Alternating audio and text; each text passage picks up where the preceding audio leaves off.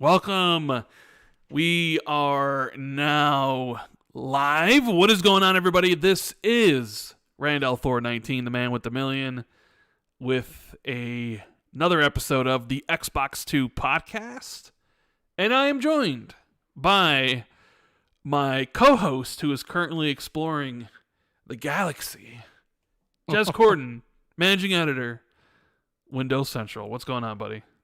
Hey, buddy, I'm rocking and rolling. I'm actually not exploring the galaxy right now because I'm reviewing the game. That needs my full undivided attention. So you've got me at my undivided attention. Shouldn't we always have it? You're always undivided attention, but it seems like you hardly ever get it. If I was playing Starfield, you probably wouldn't have my undivided attention.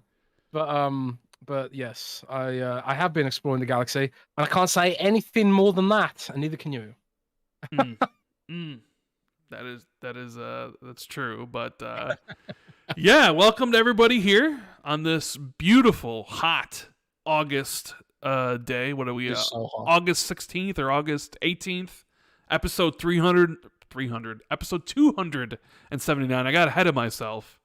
We're gonna have a blast here with Jez, myself, and you guys, of course. So do us a big favor, hit the like button, subscribe to the channel if you haven't already, and yeah, it's gonna be a good. How hot is it by you right now? Because I know sometimes you have your fan blowing, and sometimes you can hear it, and I tell you, and then it's gone, and then it's there. Is it pretty? Is it there right now? No, it shouldn't be there right now. I've got noise suppression active. I turned it down, but yeah, dude, it's roasting in Germany right now. Like I don't know. The problem is, it's not super hot outside, but I don't have air conditioning. I got the laptop on, got the Xbox on, got the TV on, and all those things billow out heat. My Razer Blade is like, you can fry an egg on my laptop, man. It gets so damn hot. You know, it might be time, Rand, that I just invest in an adequately cool desktop to PC, I think, at this point. But yeah, I'm melting. I'm sweating my little manscaped testicles off right now. If you wanted the full image. Oh geez. There you go. No, I don't want the full image. I definitely do not need that image in my head. But I figured we'd let everybody know, since we have them here, we will not be having a show next Friday, correct? Yes, there is no show next Friday, I'm afraid, because I will be in Cologne doing Gamescom things. So we are instead, Rand, gonna gun for a Monday podcast that week. Correct? Monday podcast? Monday, so that would be Monday the 28th, because Jez is gonna be at Gamescom this upcoming week. When do you leave for Gamescom? When do you go? I am leaving on Tuesday morning, so I will be there for Tuesday afternoon, and I'll be there Wednesday, Thursday, Friday for meetings, and then traveling back on Saturday. We could do a podcast Saturday night, but that would step on other people's toes. Yeah, we might as well just wait. So, and I'll probably be very exhausted and very slimy because it's going to be scorching. Gamescom is always so hot. So warm in August in this country for some reason, but man, I feel like I complain about the weather a lot, man. Maybe I should just buy air conditioning. Like, this happens every single year. Mm-hmm. Every single year, I'm like, this is it. This is the year I get air conditioning. And then just as I'm about to pull the trigger, the heat wave ends. I'm like, I'll get one next year. Every year. Oh well, that's enough of the weather.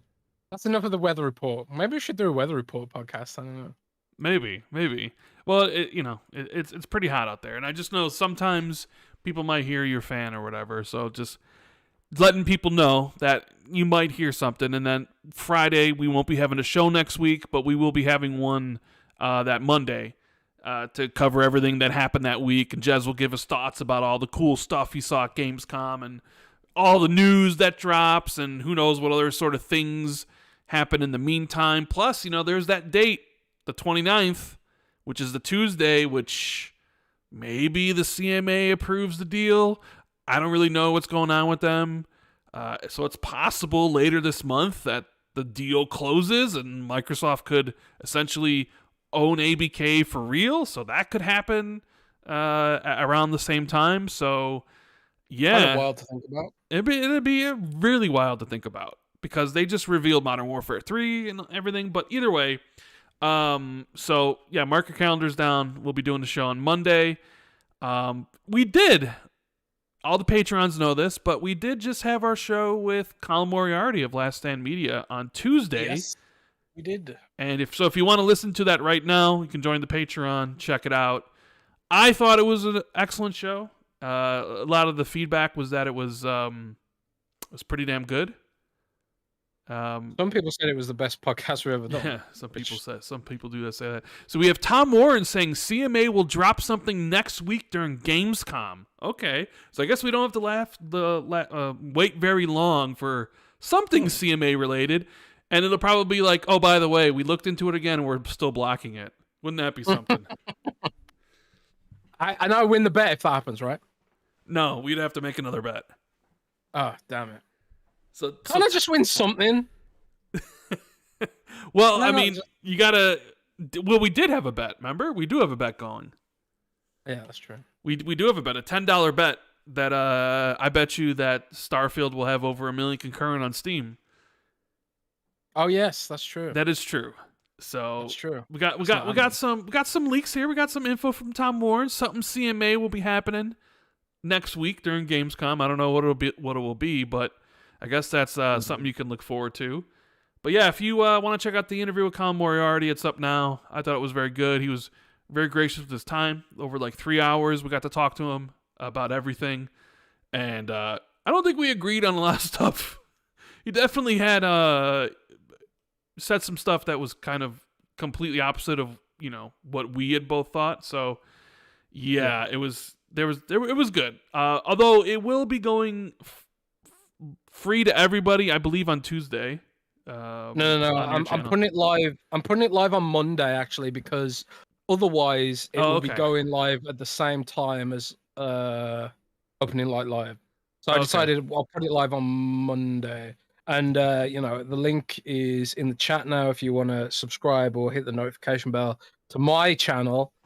And I'll put a link in the description on Spotify as well. But yeah, the support has been incredible since Colin came on. He didn't have to come on. He could have completely ignored us, but he came on and we had a good debate and discussion and back and forth, and hopefully food for thought on both sides. Yeah, and we have Mr. Maddie Plays joining us next month for Xbox 2+1. I figured what better time to get Maddie on to talk about Xbox when Starfield is out. So Maddie will be joining us. We just kind of need to work on the date, right? So September, that is who will be joining us. And then we got a whole laundry list of people to get to after that. So there's a lot of people we're eyeing up for Xbox 2+1 in the future. So yeah. But speaking of the Patrons, we got some shout-outs. We have Saucy Mods, James Wiseau, The Grandest of Bip, Chris Parnese, Starsman, Hey Blinky, Hey Blinkin', Battered Haddock. I don't know. I just kind of glanced at it. Army Dude 52C, Ryan Kipple, Foreign Object, Mythic Marty, Moronic Donkey 99, Mockazilla, Randall Thor 19, Silas, Eric Gregory, Elijah Vasquez, James Moore, Halo's the Franchise Player, Katriox, Bright Chunja 1, a Black Midget from Connecticut, Justin Duell, Frank Mariano, PB Bro King, Ace of T and Madison, Untidy Tim, Grizzly Mofo OG, Governor Grimm, DZ Huffin, Andrew Courtney, Wagerman, Achievement, The Scarecrow 121, Darren Tropey, Prof JJJ, Butterball 8, Ghostface Killer, Wolfgang KPZ, and Ralph Wiggum. Thank you so much for all your support on Patreon, and make sure you get your questions in. Anybody who's kind of a late entry, we'll be getting to those at the end of the show. I already saw there was like 18, so that might be, quite a few questions to go through. But yeah, so thank you guys. Make sure you hit the like button and subscribe. And we have a super chat here from Cald Webb, says the chat demands Darth Rand today. I mean, what are you gonna get? Is there something I have to be Darth Rand about? I didn't think so. Is there anything? I don't know. Crazy going on? It's always time for Darth Rand, man. Yeah, people want Darth Rand. We'll see. Maybe we'll get him, because there's maybe like one topic that is kind of like that could potentially come out. We got Sin Vendetta, our buddy. Rand Jez, happy Friday. Looking forward to both of your thoughts about Starfield when you guys can talk about it. It's almost time for the rest of us peasants to explore the galaxy. 2 weeks left. Yeah, we'll probably see the embargo for Starfield is up on the 31st. I think at like noon Eastern, I believe it is. And we have a podcast. What day of the week? That's a Thursday. Oh, right. Okay. So we have a podcast the next day, September 1st. So yes, that September 1st, we will be talking heavily about Starfield, because I would imagine you're writing the review for Windows Central. Is anybody else at Windows Central playing it? Or yeah, a bunch of us are actually. We're quite lucky with support from Bethesda for this one, so hopefully we're gonna have a lot of guides up, because it's a very big game, as everyone knows. And I was thinking, Rand, if it wasn't going to be the next day, I was going to suggest to you we should do a mini podcast that's just reviewing the game. But if it's the next day, then that's what I mean. If it was like a Tuesday and it was like the embargo's up on a Tuesday, I'd be like, yeah, that probably makes a lot of sense. But it's literally the next day, so it's like, we'll just save it. We'll just have a super show. Maybe we can even get Paris to come on. Because Paris said he was like, maybe I'll join for Starfield review, because he's lead reviewer on it for Kind of Funny XCast, and he's talked about how he's going to play it on PC and play it on the Series S and play it on the Series X and basically take this game to task. And there was a kind of meme going on, because he tweeted that he was reviewing it and hadn't tweeted at all, so people are like, oh my god, what's going on? And he put out some funny tweet today, like, he's finally back or whatever. I thought it was kind of funny. So maybe we could get that to happen. I don't know. We have Nash saying, take care of yourself during this busy time and try not to burn yourself out spiritually, emotionally, mentally, and physically, Jez. Enjoy Gamescom. Yeah, you gotta be careful, Jez. Yeah, I'm like, it's weird, right? Because the work is tough and it's hard, but it's also really exciting. Some of the meetings I've got for Gamescom are just so cool, and they're games that I'm really excited about, from all kinds of studios, at Microsoft and Sega and 11-bit studios, and I just got tons of meetings, like, from lots of studios that I love, and yeah, so it's a lot of work, but it's also very exciting. So it's kind of weird. It's like, oh god, I'm dreading it because I know how much work it's going to be, and then it's like, oh my god, I can't wait. At the same time, I just want to do a good job at the end of the day.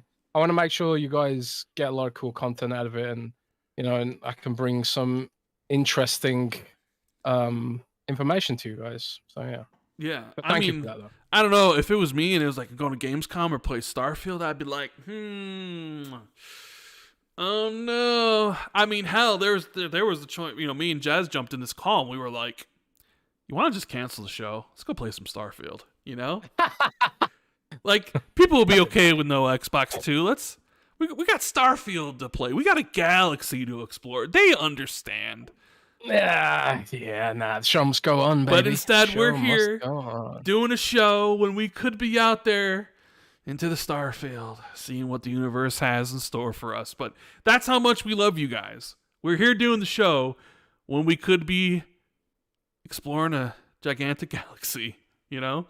Well, yeah, it's funny because when I'm reviewing a game, it's like I got OneNote open, I got capture card running.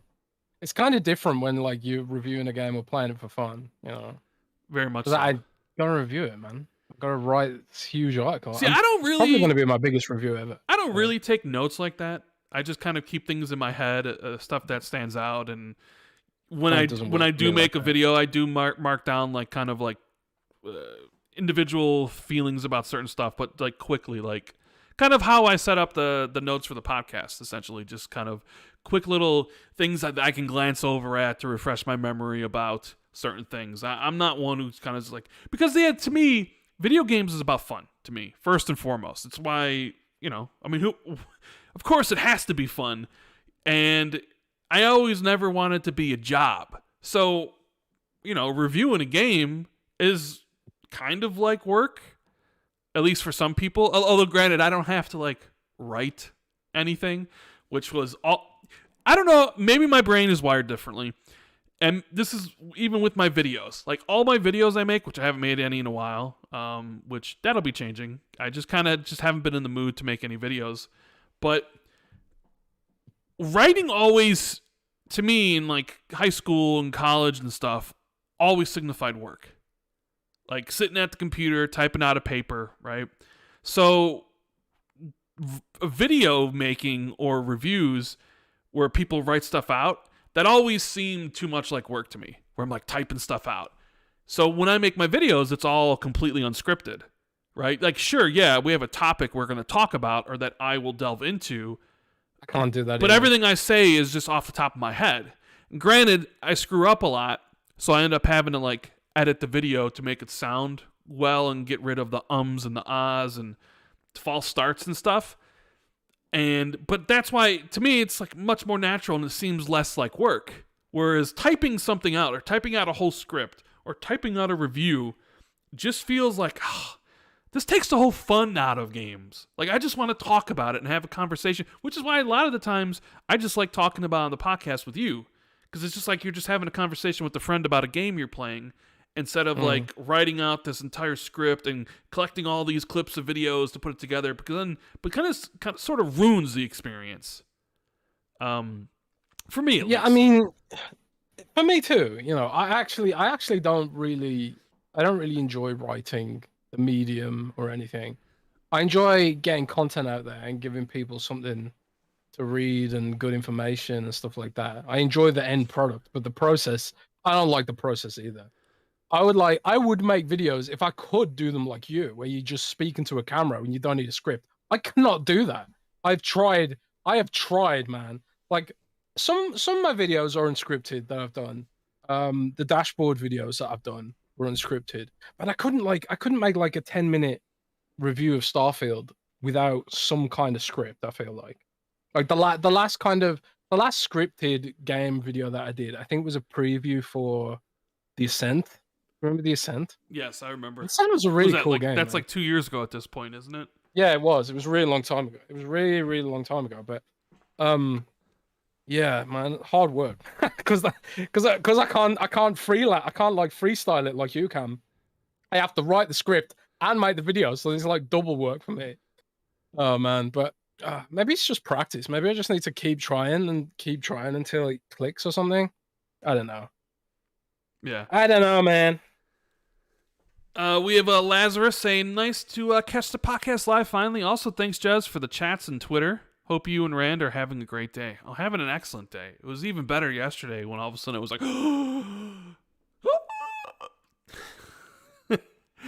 because I was not expecting to get a Starfield review code. I told Jez that earlier. I was like, I don't think I'm gonna play, and I was fine with that. I was absolutely 100% fine with not playing it early, right? Yeah. And then all of a sudden it was like, I open up my email, I'm like, oh my god. I was like, okay, well, you didn't think you were gonna get a code. I didn't. Yeah. No, because I was telling you about it. I was just like, I don't think I'm gonna get one, and I'm perfectly fine with that. Yeah. And then it showed up, and I was like, I'm like, okay, well, I guess I know what I'm doing the next couple weeks. Because I was like, I downloaded Texas Chainsaw Massacre because my friends want to play that, and I was like, Mortals of Avrium is coming out, and I had a couple other games downloaded, and I was like, I'll play some of this stuff, and then it was like, your plans have now changed, and I'm like, okay. Sith Lord, member for 8 months, says, I cannot wait for Rand's review of Scalebound 2. Scalebound in 2 weeks. I hope all is well. Go Sox. Cubs suck. Hockey is less than 2 months away. Can't wait. Go Hawks. Yes, Cubs do suck, although they're actually doing very well right now. They're almost in the playoff hunt, or almost the wild card or top of their division. They'll always suck. I had no idea you were so into sport, man. I'm not. No, it's not that I'm so into sport. It's just that we're getting like a weekly baseball. No, weekly. We talked about it once about how when I was a kid, and even when I wasn't a kid, when I was in high school, and even when I was in early college. That was a long time ago. I hate I mean, even today, like right now, I still, like, when people talk about the Cubs, I just get that immediate, I was like, hate them Cubs, you know? They beat the White Sox over the weekend, I believe, and they had a walk-off win, and I just hate it, you know? What does that mean? Randall sports commentator. Bottom of the ninth, they're at the bottom of the ninth inning, so they're to like very last outs, and they were losing 3-1, and there's two people on, and a guy hit a home run, score 3-3, so they win. They won at the very end, essentially. The White Sox could have won. Man. But either way, my point is that I hated it. I hate them. I hate the Cubs. I think I'll always hate the Cubs. We get it. My Get it, emotions, obviously, like when I was younger, my emotions were, more pure. Like I was like, damn, screw those Cubs. Nowadays, I'm kind of just like, but I still like kind of see that. I'm like, man, screw them Cubs. We I don't don't have a think lot I've of changed. Cubs listeners in the audience because now they all hate you, man. I'm sure. I mean, that's fine. They can hate me. I don't care. Um, Alligator says, since we can't talk much about Starfield, anything new for Forza Motorsport? Is there anything new for Forza? Other than the fact that half the game's delayed. I don't know. I wouldn't say No. half the game is delayed. Yeah, Come on now. I'm being facetious. It's a joke. Yeah. It's a joke. A bunch of features were delayed.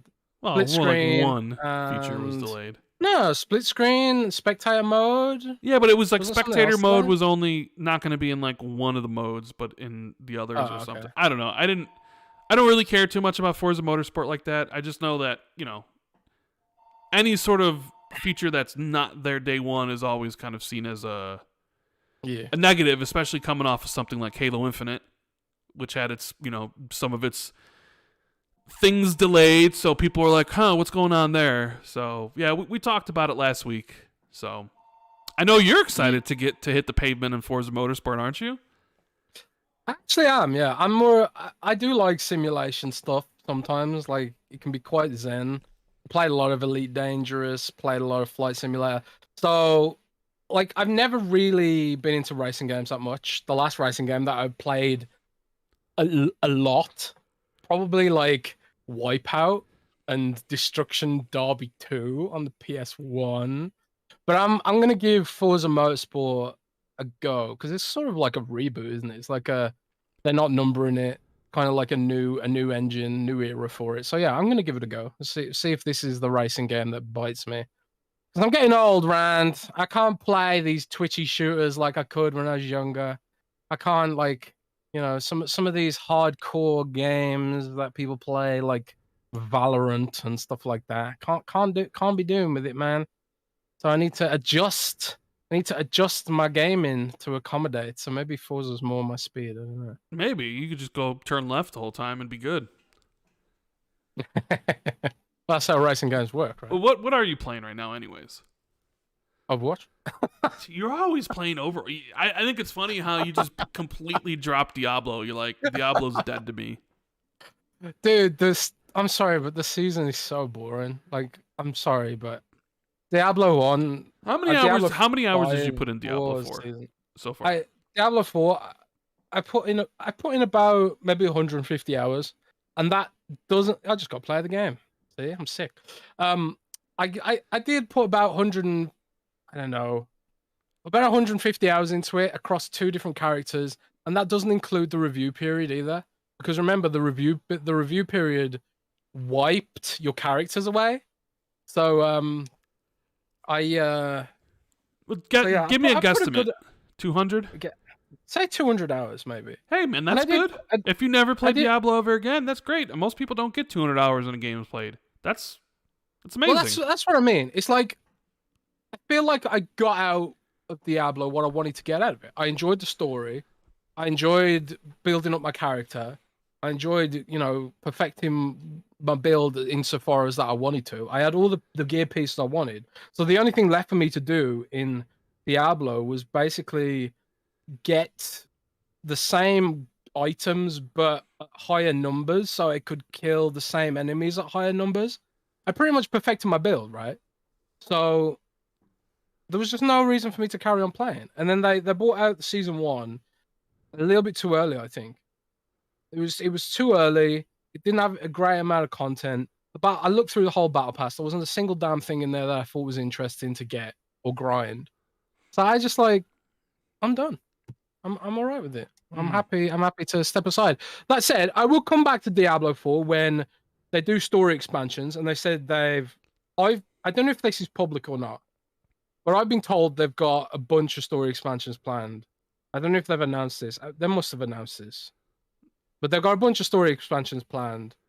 And I think they probably will figure out a better way of doing the season. So if season 2 is better, I might come back to it and stuff. But yeah, I bounced off Diablo for now. But I got my money's worth. Yeah. And I've been hardcore into Baldur's Gate recently, which I actually think that Baldur's Gate might end up being in my top 5 games of all time. Oh, uh-huh. But you were telling I'm me that the serious. more you play, though, the more bugs end up showing up, right? Yes, I will say that. Like, I'm at the end of Act 2 now, and the more I play Baldur's Gate 3, the more bugs, the more issues are showing up. Like, I've seen a dead character in a cutscene, for example. I've seen characters in the story have given me spoilers for things that haven't happened yet. So yeah, as the further I get into Baldur's Gate, the more bugs are presenting themselves. So, but none of it's game breaking, I will say. Annoying, but not game breaking. But we'll see what happens in Act 3, because apparently Act 3 is the buggiest act. Wow, you mean to tell me the video game industry they front loaded a positive experience so they could get some really good reviews and kind of that's unheard of that some of the problems would happen at the end of a long ass game that a lot of reviewers probably didn't get to, and they're just essentially copying everybody else. Like, oh, it's 97 on Metacritic. Yeah, I might as well write my review 100. There we go. But didn't actually experience the end or any of the problems that it may have at the very end. Front loading a great experience. Yeah. Wow, never heard of that before. Well, the thing is, right, this is why my review isn't here yet. I want to get through the whole game. I don't want to ship out a review, from Act 2 and watch the story on YouTube to get the ending or whatever, which, some people often do. I'm going to actually fully play it, which is why I don't have a review yet, and it's going to be delayed even further because of Gamescom and Starfield. But I will finish it because I'm loving it. But yeah, it doesn't feel like isolated. A lot of people I spoke to said Act 3 does get a bit messy. But to be fair to Larian, Rand, they've developed this game in early access, right? So they basically posted Act 1 into early access, just Act 1. And then they did Act 2 and in early access while polishing Act 1. And then they posted Act 3 while polishing Act 2. So now I suppose they figured, okay, well, it's in a state that's, as far as we are aware, it's good enough to ship now. So they've shipped it like this, and I think a lot the issues that I'm having are to do with the branching narrative, really. Like the decisions that I'm making are causing complicated issues. And it's like such a web of variables. It'll probably take them a while to catch every potential problem that can happen with the system. But we'll see. We'll see how bad it gets. Right. By the time I get to Act 3, they'll have patched it. I think they're on hotfix number 4 now already. If you ever get there, if you ever finish it. I did get to Act 3. I'm at Act 3 now, so I just about to start Act 3. So yeah. Oh, Banana Peel Jackson's Act 2 was never in early access. Okay, well. Shut my mouth, baby. Yeah. I'm not that familiar with the early access period, but I thought that's how they did it, because it did feel like quite like structured that way, because there's like definitive cutoff points, and I thought, oh, this must have been like an early access update, this cutoff point or whatever. But anyway, I don't know. We'll see what happens. Right. We have No Bundy saying big shouts to the Patreon episode. Love you guys. Yeah, I mean, there was a lot of really good positive feedback about that episode. I definitely recommend people check it out. Lot of very varying opinions going on that show. So yeah, check out that episode. Leaky Hum says, saw someone streaming Halo. Grounded update. Yeah, a lot of people have been talking about Halo recently. I saw Jack Frags make a couple of videos. I saw some other people who kind of shied away from Halo back playing it. Summit's playing it again. It does seem like it's climbing the charts on Xbox. It did seem like they got a population boost even on Steam and kind of sustained it. So, Halo back, baby? Question mark? I think or on the rise?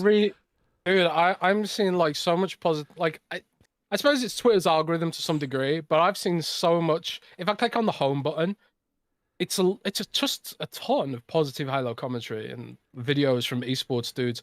I saw this one guy, man. I can't remember his name now. He's probably Team Liquid or something like that. But he's just like so sick. Some of these dudes are just absolutely insane at these games. Like just spinning around, doing headshots like it's nothing, and like there's no sweat for them whatsoever. And I look at these dudes, I'm like, yeah, I think I'll stick to Overwatch. Yeah. No, but there definitely seems to be a lot of positive aspects and positive talk going on about Halo. So we see, hopefully they can keep that momentum going, because it's what it needs, right? I mean, Halo was battered. It was down. It was basically, almost dead. People had abandoned the game. They basically overhauled the entire management layer of 343. Everybody like gone, from the head of the studio to like the head of the multiplayer. I mean, you can look at who left, and it's like, holy God, like almost everybody who had something to do at a high level with this game has literally left the company. And they put somebody new in charge who helped, bring back Master Chief Collection to the state it's currently in, and it's okay. It seems like their plan is working, small steps. And the problem, it's kind of like, if this was years ago, it probably would have had a huge resurgence like Rainbow Six Siege did. But in 2023, it's sort of like there's just so much to play. So much is competing for your time, and there's so many other live service experiences out there, especially in the shooter genre, that... Well, this is the thing, right? I think because some games just sort of drop off and the community gets mad and they're willing to try something else. I think that might be a little bit about what's happening with Halo right now. Because like I've seen the Apex community bitching, I've seen the Warzone community bitching. Maybe they're just like, hey, let's see how Halo's doing. And they've come back to Halo and they've been pleasantly surprised. So yeah, it's super competitive, but I suppose like if things go bad for other games, it could be to Halo's benefit, right? I don't know. We'll see.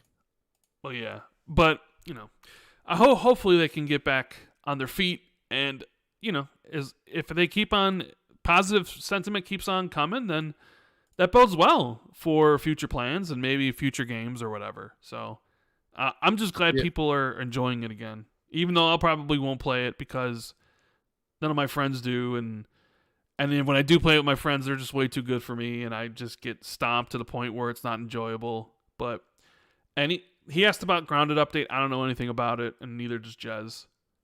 I think didn't they were teasing that the really big updates coming, weren't they, or something? Yeah, there's another Grounded update coming. We don't really know what's a part. At least I haven't heard anything about it. But that game, they always have updates coming for Grounded, right? Yeah, Grounded's like got a nice little community going with it. Kind of reminds me of State of Decay in that way, like a nice little passionate community. I do wonder if they're gonna try and monetize it some way, because there's none of that yet really in the game. But this is one thing I noticed with some of Microsoft service games lately. They don't try and they go gung ho with monetization with a lot of their stuff until they feel like they've earned it. And I was actually in a conversation with someone about a Blizzard recently with this. I was like, Sea of Thieves, right? When Sea of Thieves launched, it had no monetization whatsoever. And I think Joe Neat himself said, I'm paraphrasing here, I'm pretty sure he said in some interview, he's like, we're not going to do monetization until we feel like we've earned it. And they shipped like a whole bunch of updates and added like tons of features to the game before they even considered adding a battle pass and a cosmetic store and stuff like that. And they're really transparent. They were like, yeah, we're going to add pets to the game and they'll be paid and stuff like that. And, that'll be what funds the service. And I kind of feel like they'll do the same with Grounded. Like Grounded will probably get to a point where it's like, well, we've added tons of content. Maybe we can, do some kind of cosmetic stuff to the game. Maybe let you buy different character skins and stuff like that. I don't know. But I do like Grounded, and I'm rooting for it. I'm rooting for Grounded. Yeah, Dead Planet says, cough. BG3 still a shoo-in for Game of the Year, cough. I mean, you look at its Metacritic score, it's got 97. One higher than Zelda. I mean, someone did bring it up that sequels hardly ever win Game of the Year at the Keeleys. And Zelda is a sequel. Then again, Baldur's Gate's also a sequel. But it's not a sequel from the same company, right? Yeah. So there is... It's also 20 years sequel. Yeah, so... It's definitely going to get nominated. It's just a matter of, will it win? It's definitely got its competition. Zelda's going to be big competition. So's, BG3. I would imagine, then there's like all these other games like at the end of the year, like Alan Wake 2, Spider-Man 2, Starfield, and how people feel about that whenever the reviews come out. Resident Evil 4 and Super Mario Wonder, Hogwarts Legacy, and Diablo 4, Final Fantasy 16. There's a lot of games to choose from. I wonder if this is the year Keighley should kind of open up the Game of the Year nominees to 10 instead of 6. Kind of like how the Oscars open it up to 10. They have like 10 films nominated. Yeah, I think that'd be a good shout. Maybe I'm gonna DM it. I'm gonna DM him that. But like you should have it like where it's 10 games, instead of 6. So you don't. I don't know. It'd be interesting if they did that. We have one here from who says Elon will delete the block option on X. The blocked army is coming for you, Jez. Rip. Oh God, no! Please, no. The blocked army coming for Jez. Oh no, dude! I swear to God, like if it just makes Twitter painful to use, I'll just go to Threads, man. No, you won't. I'll just stick to our Discord. I'm already on Threads. I do use Threads here and there. It's actually against. If Twitter becomes painful to use, I won't be there. It's actually against both Apple and Google's terms of service that a social media platform has to have an ability to block users. Oh, thank God. So if he were to remove it, he'd be in direct violation of Apple's and Google's policies. That's wonderful. That's good to know. We'll see. He probably just doesn't know that. Or maybe he does, and he'll just claim it was a joke or something. So, Infinite Number says, this is why I'm a fan of all Chicago teams, Rand, and I don't get upset by one of them winning. I mean, I love all my Chicago teams, Umbra, except the Cubs. How many teams does Chicago have? We got 2 baseball teams. We got a basketball team. We got a hockey team. We got a football team. So, a soccer team. All the major sports are represented in Chicago. But I'll never be happy about the Cubs winning, Umbra. Never. Ever. BT Maverick, I almost had my iced latte come through my nose when Rand said Black Midget from Connecticut, great organic Xbox 2+1. I saw that and I was like, what, did somebody change their name? I was like, what? I said, someone on Patreon set their display name to that. Yeah. For some reason. I suppose to trick Rand into saying it. Hey. What is Connecticut? We have a super chat here from Face 23BKNY. Baldur's Gate 3, with all the praise, attention, and critical reception is reminding me of what happened when Witcher 3 came out the same year as Fallout 4 and kind of overshadowed Fallout 4. Did it overshadow Fallout 4? I mean, what did? Witcher 3 overshadowed Fallout 4 same year. I actually can't remember that. I mean, I know Witcher 3 got a lot of Game of the Year nominations and stuff, but Fallout 4 still was incredibly successful. But I mean, come on, Face. We both know the only reason you're talking about Baldur's Gate 3 is because it's coming to PlayStation first before it comes to Xbox. If it was multi-platform, you wouldn't care. And most of the PlayStation guys would not even care.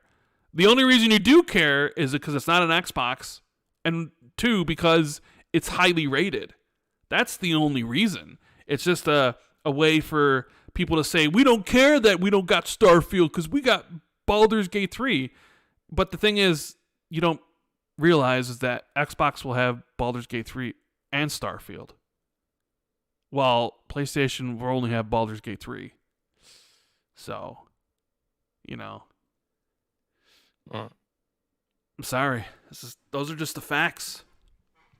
There's Darth Rand for you. I mean, am I wrong? Am I lying? No.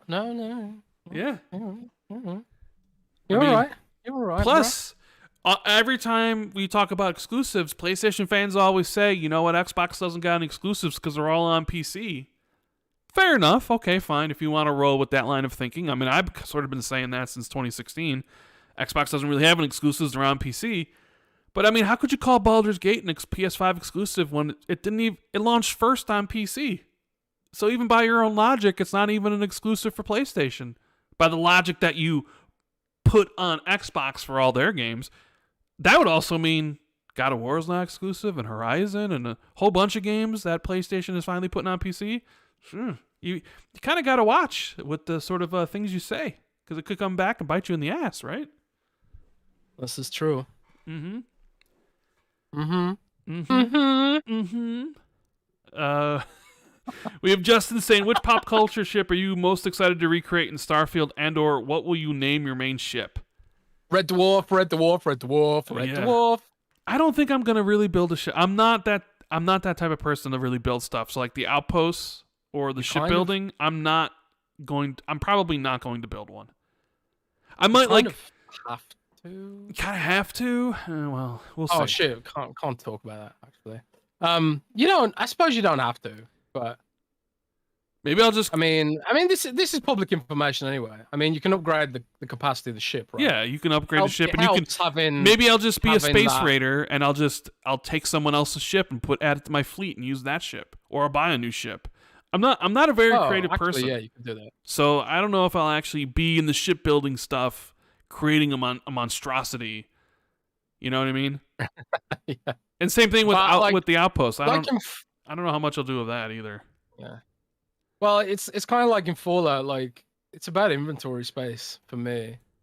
Like I need lots of inventory space because I can't help but pick everything up.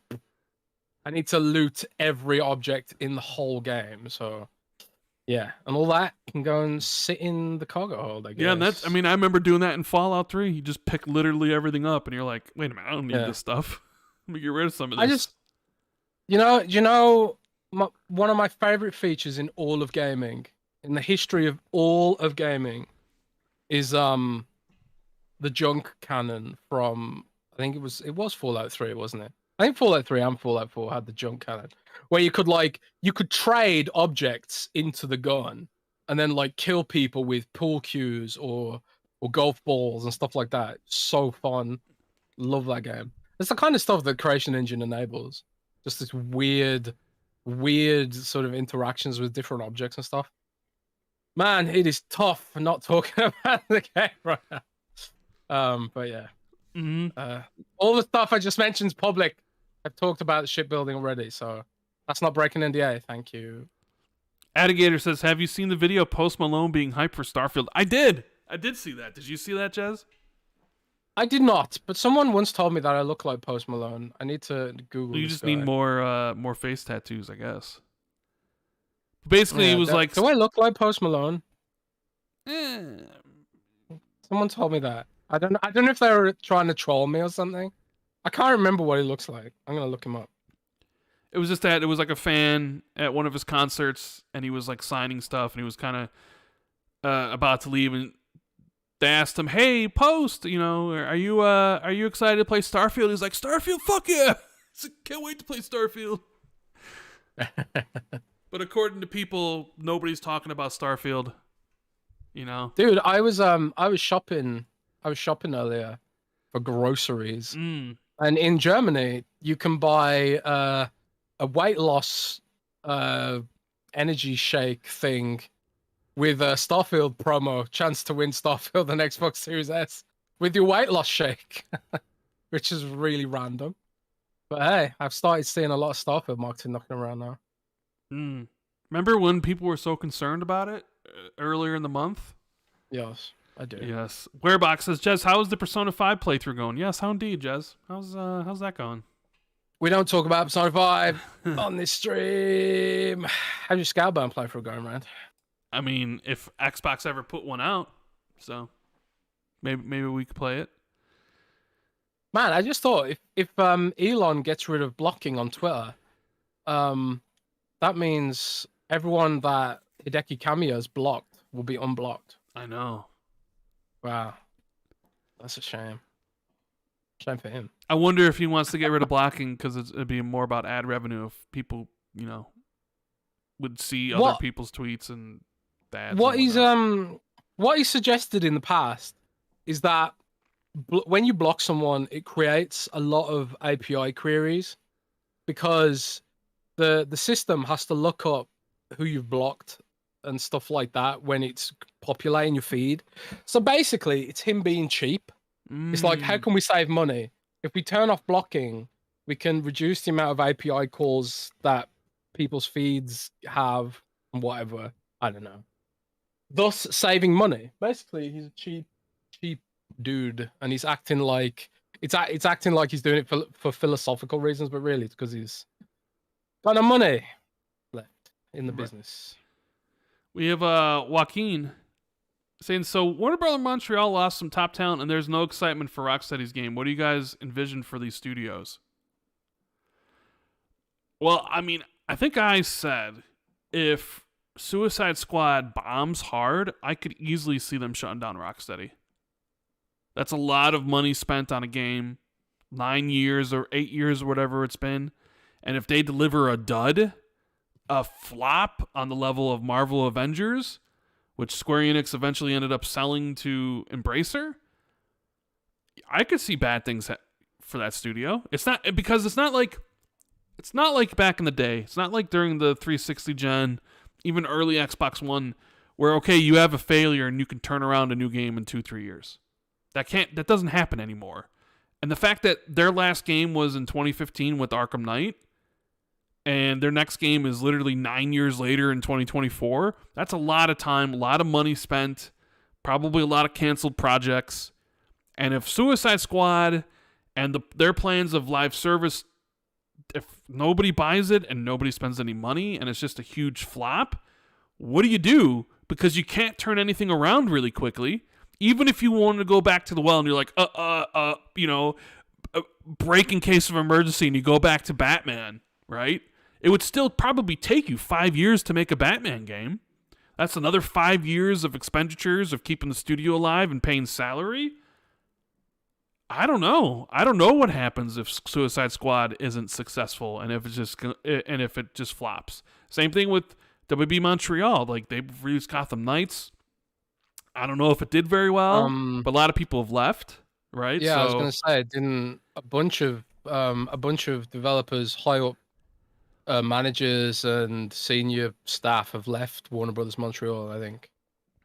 So I don't think Warner Brothers currently isn't in like a sort of investment mentality. I think with some of his studios, it's probably looking at Hogwarts Legacy and being like, we need to plow everything we've got into this because otherwise, into this studio or whatever. And I can't imagine they'll suffer Rocksteady if Suicide Squad isn't a complete hit. But yeah. Yep, that's the problem nowadays with games that take for a long time. What?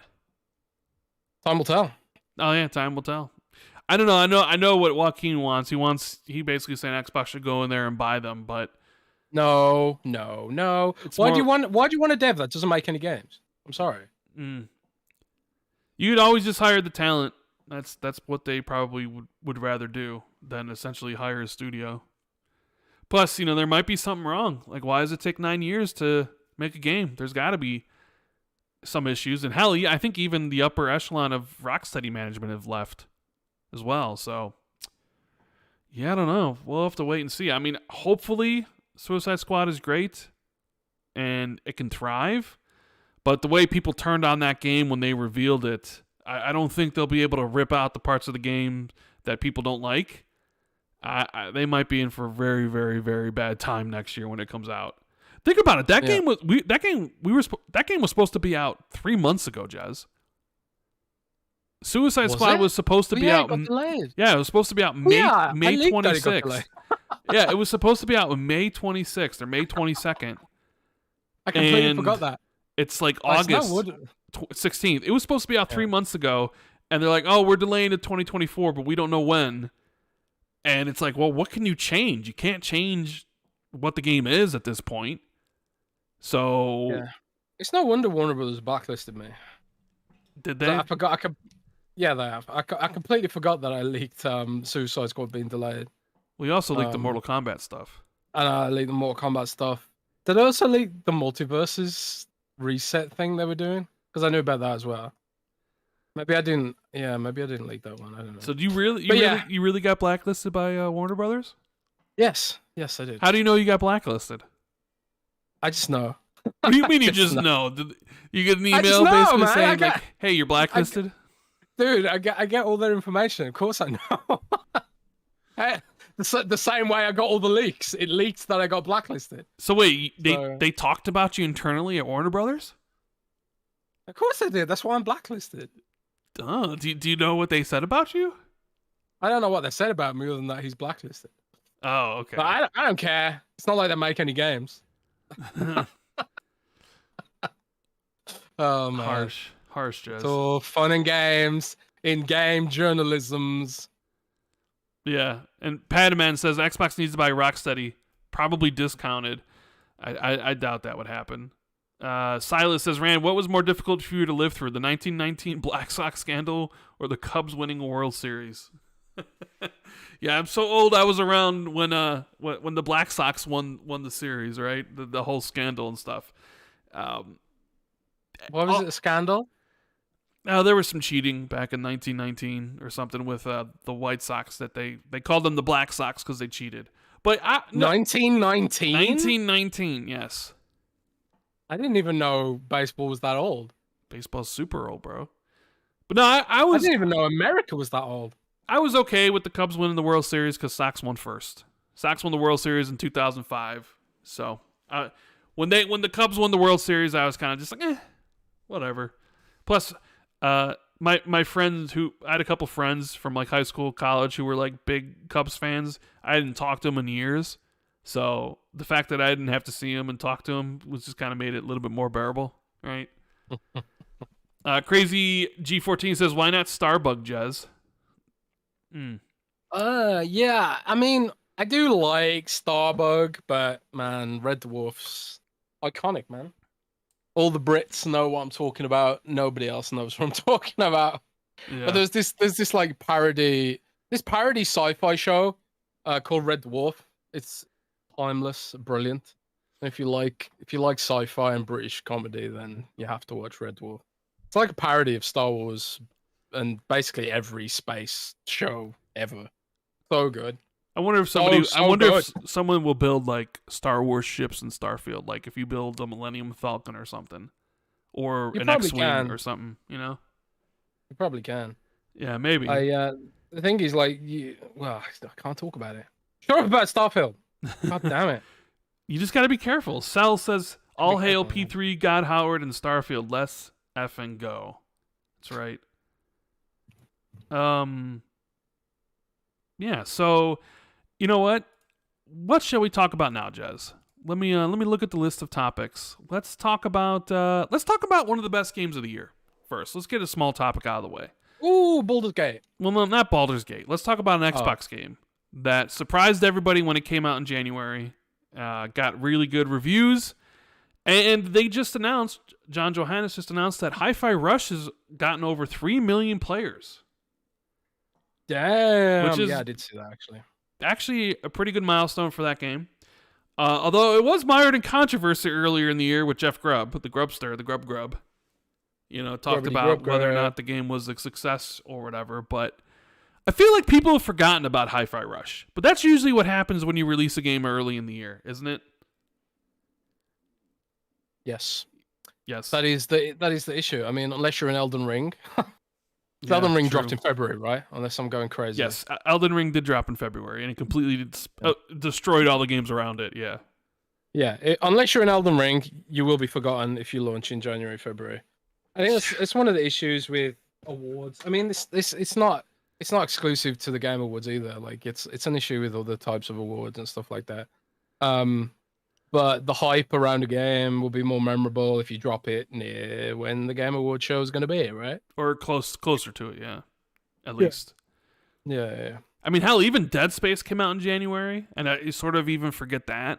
Like, when you think of the games that have come out this year, it's like, man, Dead Space also came out this year, and that was super incredible, and that was January. And wasn't Hogwarts like February? March was Resident Evil. Like, the beginning of this year was just insane, and then the middle of the year was ridiculous too, and the end of the year is going to even be 2023. I think you even put out a tweet, 2023 best year in gaming ? Potentially, right? With how packed this year has been. It's been the best year since for me. It's been probably one of the best years since the 360 gen. What was that year Fallout 3 launch? Because I remember the year Fallout 3 launch felt. Was that 2009 or 2010? I can't remember. I think it might have been 9. I don't know, but there were some years in the 360 gen where that felt really packed. This is the first year that I felt in my adult life where it's felt really, really packed like that. Mind you, I suppose I was an adult during the 360 era. Well, I only think the of myself as 360 an adult since hitting 30. is a retro console these days, right? Yeah, that's true. And yeah, 360 is a topic as well. It's truly retro now, man, because they're shutting down the stores, which we're going to talk about in a bit. But yeah, it's been an amazing year for games. But where were you going with this? Oh yeah, Hi-Fi Rush. I mean, Hi-Fi Rush. People are saying 2008 was the year for Fallout 3. So let me do some Google foo, and let's bring up the 2008 games. Game releases. I want to see what, because you said 2008 was ridiculous, right? The year Fallout 3 released. All right. I mean, that's based on. So 2008. How I feel. Here we go. This is 2008. Feeling based. We got Fallout 3. We got Grand Theft Auto 4. There we got Left 4 Dead. We got Super Smash Brothers Brawl. We got Far Cry 2. We got Devil May Cry 4. We got Metal Gear Solid 4. We got Battlefield Bad Company. Yeah. We got Mario Kart exactly Wii. We got Call of Duty World at War. Persona 4. Tomb Raider Underworld. Gears of War 2. God of War Chains of Olympus, which I think is a PSP game. Fable 2. Soul Calibur 4. Mirror's Edge. Star Wars Force Unleashed came out then?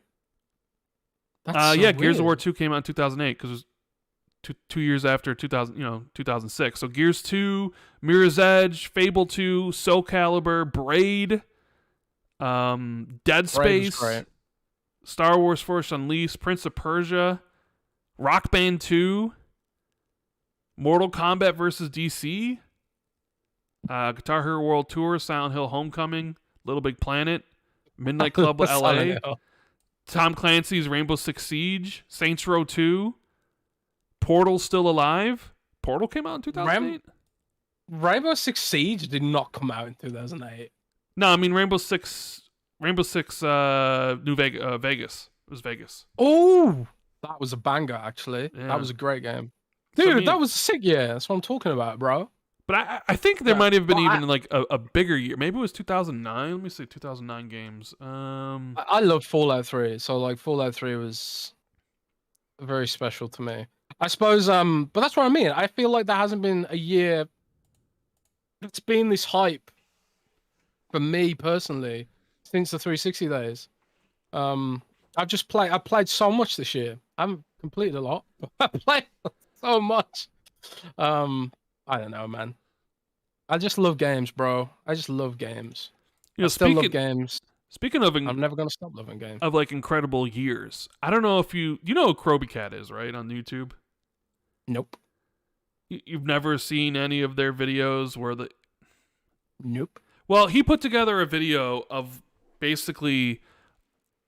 It was like an overview of the Xbox 360s from 2005 to 2011. And it was like a trip of showing like basically all these like how insane the Xbox 360 gen was. And it went through this timeline of all these games releasing and how close to one another they released, and it would show like the main menu. And I watched it and I just got this like huge nostalgia trip of being like, man, yeah, like Ghost Recon came out, and then 2 weeks later Oblivion came out, and then this game came out, and then Gears came out, and then Halo came out, and then it went through 6 years and was just like, man, I will die on this hill, but the Xbox 360 is the best video game console ever, at least personally for me. I know some people will be like Genesis or Super Nintendo or any of that stuff, but for me personally, nothing will probably ever top the 360 and how incredible 2005 to 2011 really was.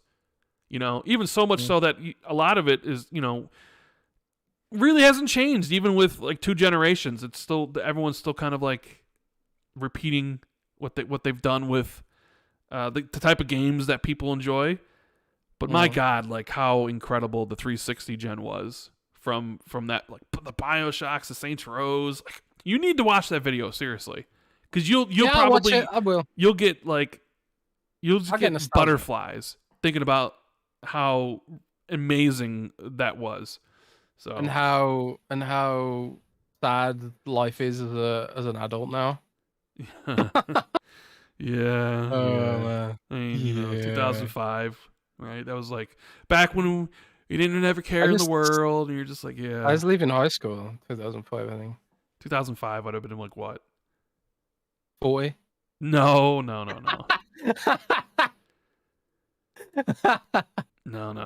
You wish. 43. No, I'll be 40. I'll be 42 this year. In fact, I will be 42 this month, Jez. My birthday Holy is this shit. month. Yeah. When's your Next Sunday is my birthday. Happy birthday. Yeah, to 42. Rand.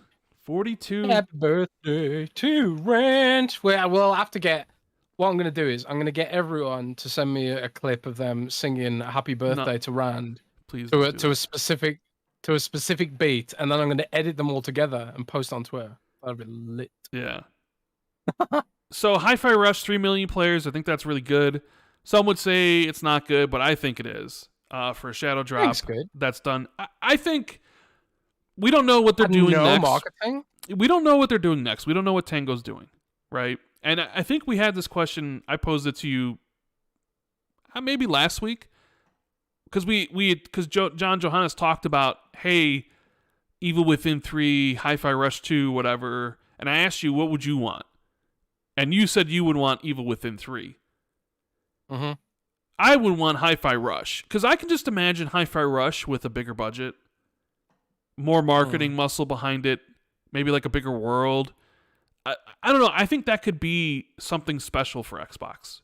You just you take it to the next level, right? Man. I know you don't personally, but I think you could take Hi-Fi Rush, the world and the characters, and you can take it to the next level. Whereas with Evil Within, even though there's a horror renaissance going on now, I think Evil Within is kind of still, just by the virtue of it being the third game in a franchise, you're probably a little bit more, you just kind of hit where you've always hit, but there's a chance to really blow up Hi-Fi Rush as a franchise, right? Yeah, I agree. As an Evil Within fan, I tend to agree that there's probably more potential for Hi-Fi Rush. It had a lot of charm. It was very unique. And while I'm not a super huge fan of the rhythm stuff just because I was so bad at it, and I know it's optional, but it's like, I want to do it right or not at all. So I just kind of like, I don't know. I give it another chance, I guess, at some point. But again, it's another one of them backlog things, isn't it? Yeah. I mean, yeah, I think Hi-Fi Rush has like a huge potential. In a perfect world, they make both games.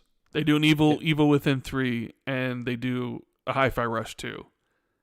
I honestly think Ghostwire Tokyo, if they had a bigger budget, I think Ghostwire Tokyo could become something quite special as well. I really feel like that game was a victim of its engine, because it was so stuttery walking around in that game. Something was up with that engine. I don't know. But there's something about it. The creep factor is really, really well done. Like, it's not scary, but it's creepy, man. And it's kind of gives me that sort of X-Files kind of vibe. Like, X-Files isn't horror. Well, some episodes are horror, but it's always creepy. And I kind of really dig that creepiness factor. I could ramp that up in a lot of ways if they had more polish, more budget, blah blah blah blah blah. So, but yeah, I think Tango's going to be a studio to watch. They're going to be one to watch in the coming years. Definitely, 100%. So, I mean, I don't know how long we're going to have to wait for. It's just kind of that's the other thing. It's like, oh man, how long are we going to have to wait for Hi-Fi Rush 2 or an or another thing for Evil Within 3? And that's not to mention a Ghostwire Tokyo, right? I don't know if they have plans for the future of that franchise, right? So I don't know. We may not see anything from them for a bit. But hey, Xbox has all these other studios, so you're not really worried about that because you're going to have games this year, you're going to have games next year, 2025, rinse and repeat, where you're not like, oh man, we don't got nothing to play. Where's Hi-Fi Rush 2? So yeah, so congrats to them. 3 million players, it's huge. Love to see that franchise get even bigger. 808, didn't you say 808 was the new Xbox mascot? Wasn't that your whole? Yeah, a lot of people are saying that. Yeah, Not just me. we do have a couple game-related delays or anti-delay. I don't even know what you would call it. But Assassin's Creed Mirage, which was scheduled for October 12th, because October is packed beyond belief. I want to play all those games, and my wallet's going to cry. So it was coming out on October 12th. Assassin's Creed Mirage went gold, and is now coming out a week early on October 5th. So that's great because it was basically coming out on October 12th, the same day as Lords of the Fallen, and Lords of the Fallen looks pretty good. They're calling it, I don't know if you've seen the marketing for the new Lords of the Fallen, they're calling it the first next-gen Souls game, Jez. Oh, that's cheeky, isn't it? I mean, are they seriously calling it that? I'm pretty sure I've seen, I could be wrong, but I'm pretty sure I've seen that sort of marketing from them, yeah. That is really was Elden Ring cheeky. and was Elden Ring on? Elden Ring was cross-gen, right?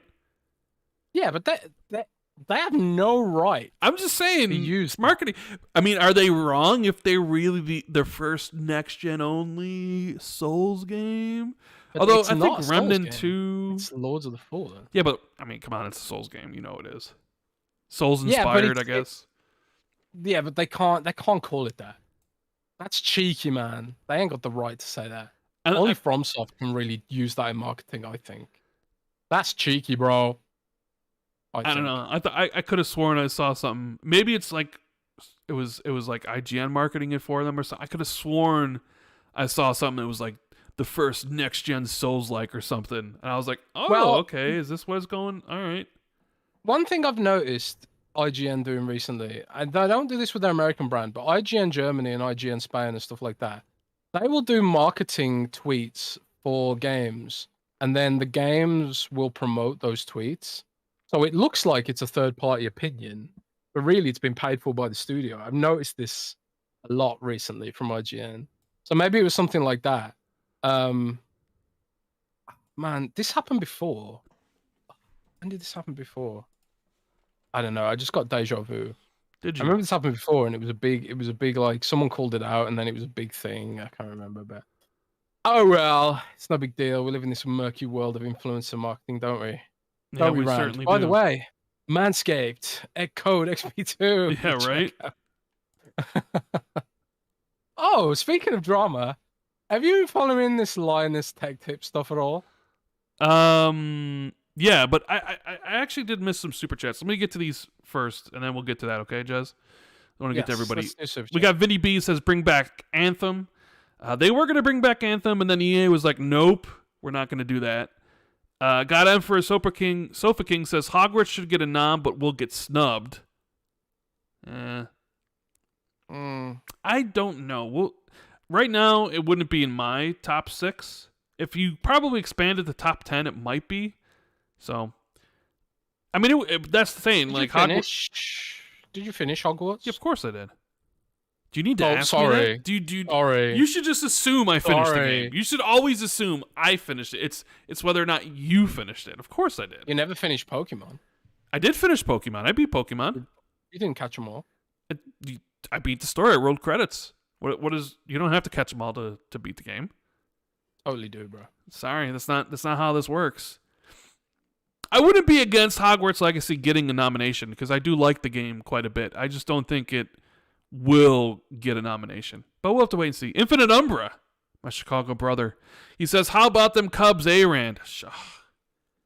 He super chats me and tells me about the Cubs beating the Sox. He's like, that'll teach you to enjoy Starfield without us. That's true. You know what? Yeah, fine. The Cubs won, but guess what, Umbra? I'm exploring Starfield right now while you're playing that busted-ass Atlas Fallen game, okay? We are not the same. We are not the same. Hey, Alice Fallen isn't that bad. Less said about it, the better. Juan says, man, I almost forgot that Hogwarts Legacy was early this year. Yeah, a lot of people forgot about Hogwarts Legacy. And let's see what else. We have Meat Puppet. In my opinion, one of the best 360 indie games is Zombie Death Zone. I have no idea what that is. I don't know either. No idea what that is. Max says, Jez, Kroby Cat video reaction live. Good chat. I mean, I don't know if you need to. I don't know if you need to do one of those, but you definitely need to watch that video, Jez. It's great. Yeah, I will. It sounds like a good video to watch while I'm insomniacing in bed. So yeah, what is all this stuff with Linus Tech Tips and Gamer Nexus?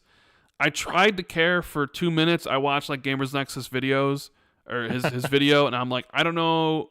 I mean, I know who Linus Tech Tip is, right? I've seen his stuff.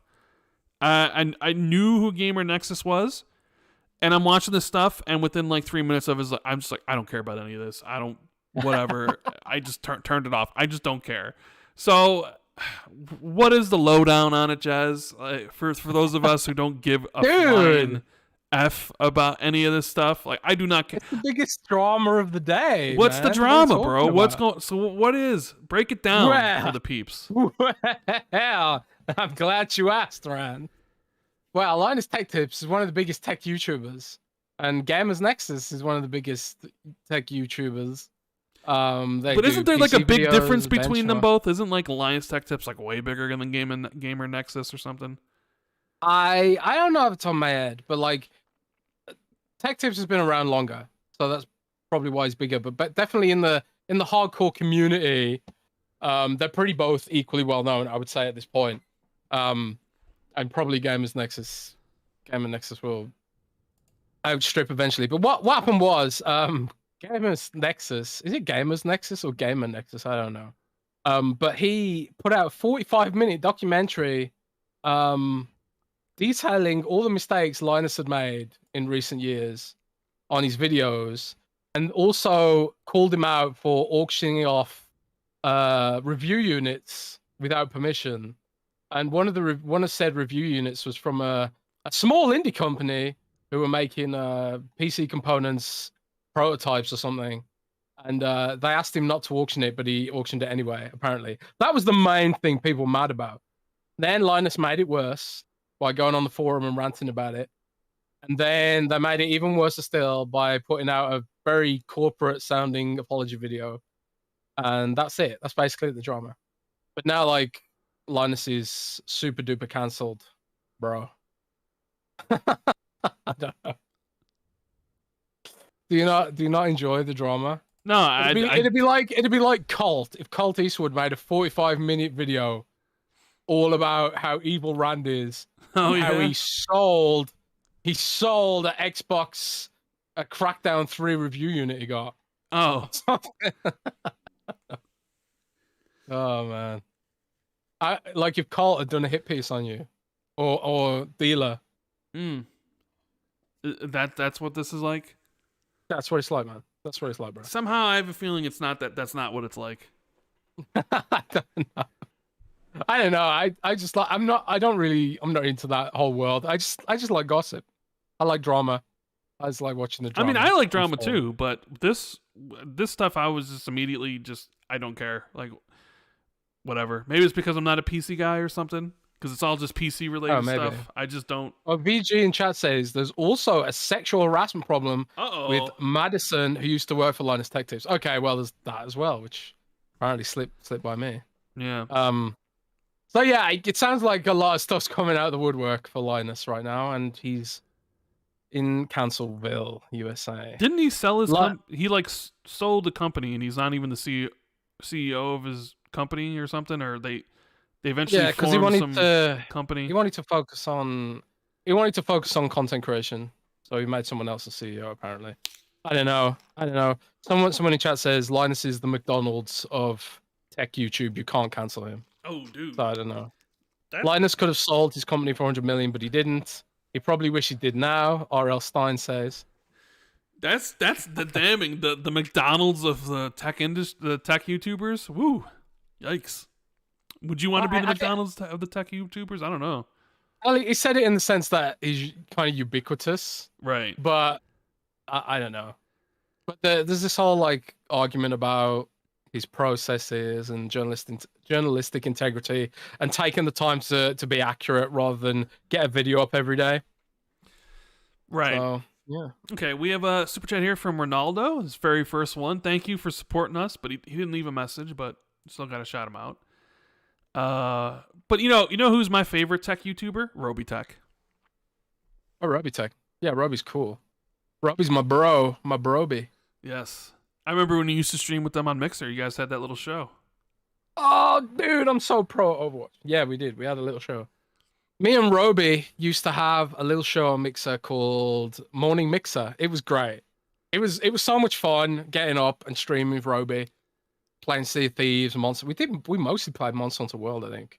Mostly. Like there weren't many games we could play because peer-to-peer and lag and stuff like that, but we had a blast. Right. Really like Roby. Roby Tech on YouTube. Used to work at Xbox. In fact, was like head of player voice on Halo Infinite. That was his last. That was his last gig. He left Microsoft and he was focusing on his tech stuff, where he builds PCs and things like that, in his YouTube channel. So, he's a really nice guy. The development of Halo Infinite frustrated him so much he quit the whole industry. Yeah. We have Jay Foley saying, story. "Did you guys see the Armored Core Xbox?" I did see that. I did see the Armored Core Xbox that you can win, and Phil had tweeted it out. It's like, man, Xbox has these really cool special editions, but they never sell them.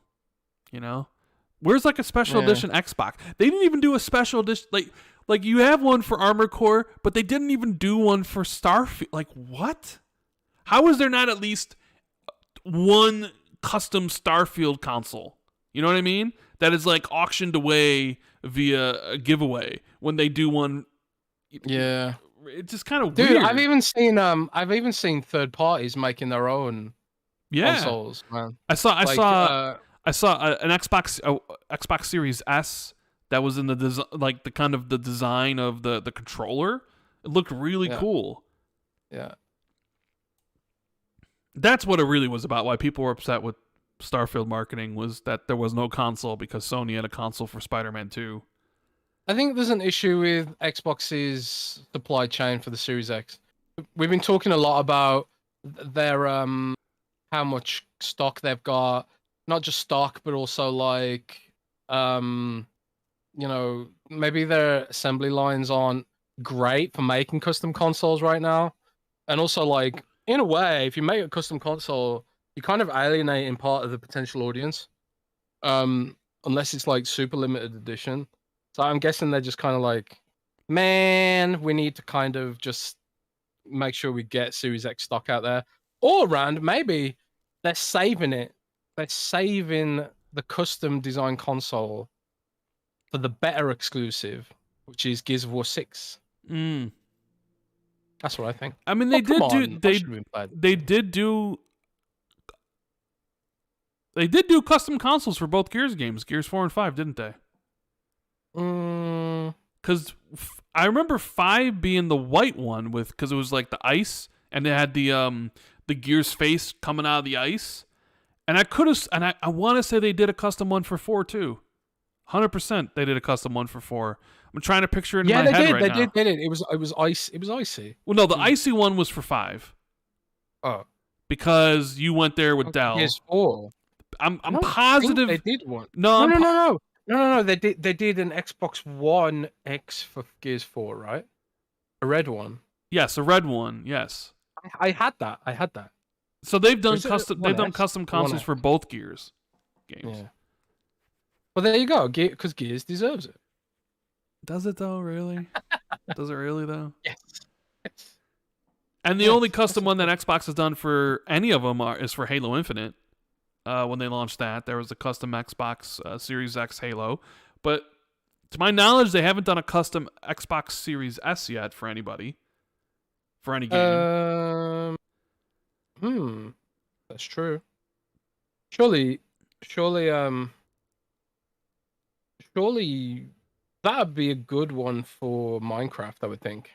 Well, they 'Cause did one you for could Minecraft for Xbox Yeah, One yeah, yeah, S. yeah, They yeah. remember it? They They did did. one. Yeah.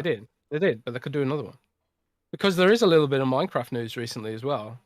Yeah, Minecraft is finally rated for the Xbox Series X. It's going to get an actual Xbox Series X and X version. Surprise, surprise. ZX working his magic finally. Getting his lazy ass out there. Finally making an X and S version for us. Yes. Yeah, that's true. But, where was that rated? Was it Korea or I forget where. It's usually the Korea ratings board where things like that leak. But it's Minecraft for Xbox Series consoles. Yeah, Who knows if it's gonna have any extra features and stuff though? It might just be a bundle or something. I don't know.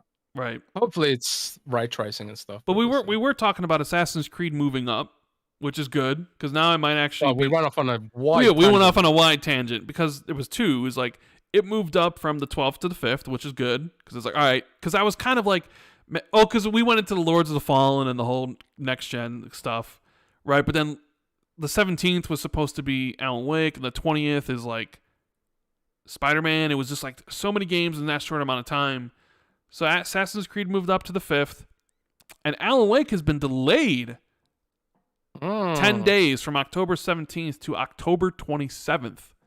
So instead of 3 days before Spider-Man, it's now a full week after Spider-Man. It's also closer to Halloween, so you get like spooky season. It's probably best for the game. Although, honestly, I want this game to be such a huge success, especially if it's good, that I sort of feel like maybe you should move it to November. In fact, maybe you should just move it to early January. I still think having it on the 17th surrounded by all those other games was kind of like not good. Remember, this game's also digital only. There's no physical version, right? And now you're coming out a week after Spider-Man 2, which is going to be huge. Also a week after Super Mario Wonder. The new Sonic game's supposed to be like a couple days before that. A lot of people might be spending all their money on all these games, whether it's Starfield, whether it's the new Cyberpunk expansion, Mortal Kombat, Assassin's Creed, Lords of the Fallen, Alone in the Dark, which I believe is the 25th, so that's 2 days before. Like, a lot of money is going to be spent in that short 2-month time frame, and Alan Wake kind of comes up at the rear end of it all. Like, yeah, Modern Warfare 3 comes out November 10th, but people are going to buy that regardless. And the new trailer for it looked really good. I'm just kind of like, man, I hope Remedy gets a big success out of Alan Wake 2. I need it to be a big success.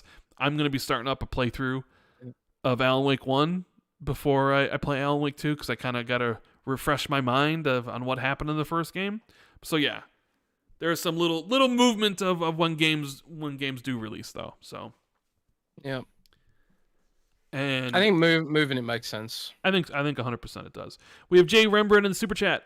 Jerry needs to sell the White Sox. When I was looking for what components I need for my PC, I went Gamer Nexus, #Starfield. Jerry needs to sell both the White Sox and the Bulls. Why are they named after a pair of socks? I don't know. Why are they? It's a good question. You can't call yourself a fan if you don't know that. Someone in chat must know. Why are they named after socks? Because why not? Because they were founded in a sock factory or something? I mean, why the Bulls? Although I guess the Chicago Bulls because of the stockade or the butchers stuff that used to be in Chicago were the slaughterhouses, essentially. Why the Cubs? There's no Cubs. There's no Bears in Chicago. But everybody has socks. We got Meat Puppet saying, what's your opinion on the voice actor of the Arbiter from Halo now being Commander Zavala in Destiny 2? I mean, he's an awesome voice actor. He is. Obviously, Lance Reddick is irreplaceable, but that's probably the best possible casting you could have done, I think, to replace Lance Reddick. I mean, when you just imagine the Arbiter's voice, yeah. It's so young, man. No, it's a good choice. I mean, if you're going to continue on with the character and you got plans for the character and you need him to speak, because you could just keep him mute. I don't think you can keep Zavala mute. He's like one of the main characters. True, but I'm saying if you needed him to speak, which they clearly do, right? Who you gonna like get that's as well known as Lance Reddick, who just has that distinct voice? I mean, smooth, Keith deep David's there. voice. I mean, Mass Effect, Spawn. Just off the top of my head, just those two. I mean, They Live, the movie. Like, he's just so iconic in the voices work that he's done. Yes. So it's like, yeah, that's gonna be good. So, speaking of like games moving up and out, I guess we do have a bunch of Starfield info. Ooh. Yeah, and not only that, but it's crazy, Jez. It's crazy. I don't know if you saw any of this because it was brought to my attention, but apparently, people were complaining that Starfield and Bethesda, they weren't announcing that it went gold. And they were like, oh, this is bad. It's going to get delayed to 2024. The PlayStation guys were really out there in force being like, there's something wrong with the game. Where is it? They're not doing it. And then finally, they announced that, hey, Starfield's gone gold. But they announced it on a Wednesday. They're like, preloads are starting on the 17th for Xbox and Windows Store, and the 30th for Steam PC. So if you have Xbox Game Pass, or hell, even if you just want the game installed, you can do it from the Xbox app because you can install any game from your mobile phone without paying for it. You just obviously would have to pay for it on the console. So if you have Game Pass, you can install it right now. It's 100 gigabytes, I believe. So it's a lengthy install. So you can do it now. Even if you own the game, like if you bought it, you can download it, right? Yeah. So there was that. And then I saw PlayStation guys were taking credit that they're the reason Starfield went gold. That if it wasn't for PlayStation Nation complaining and asking these questions, these tough-hitting questions to their 10s and 20s and 30s and 40 followers on Twitter, because none of these dudes actually have any following on social media whatsoever. They're basically non-existent and irrelevant. They're only big within their own community of like 300 people. They're like proud of PlayStation Nation for getting Starfield to announce that they went gold, right? And I'm like, man, too bad you guys couldn't do your own work to get Naughty Dog to announce that Factions went gold, huh? Instead of getting delayed or probably even canceled. Thanks for your hard work, PlayStation Nation, for getting Bethesda off their ass to announce that their game has went gold and review copies have went out, right? Yeah.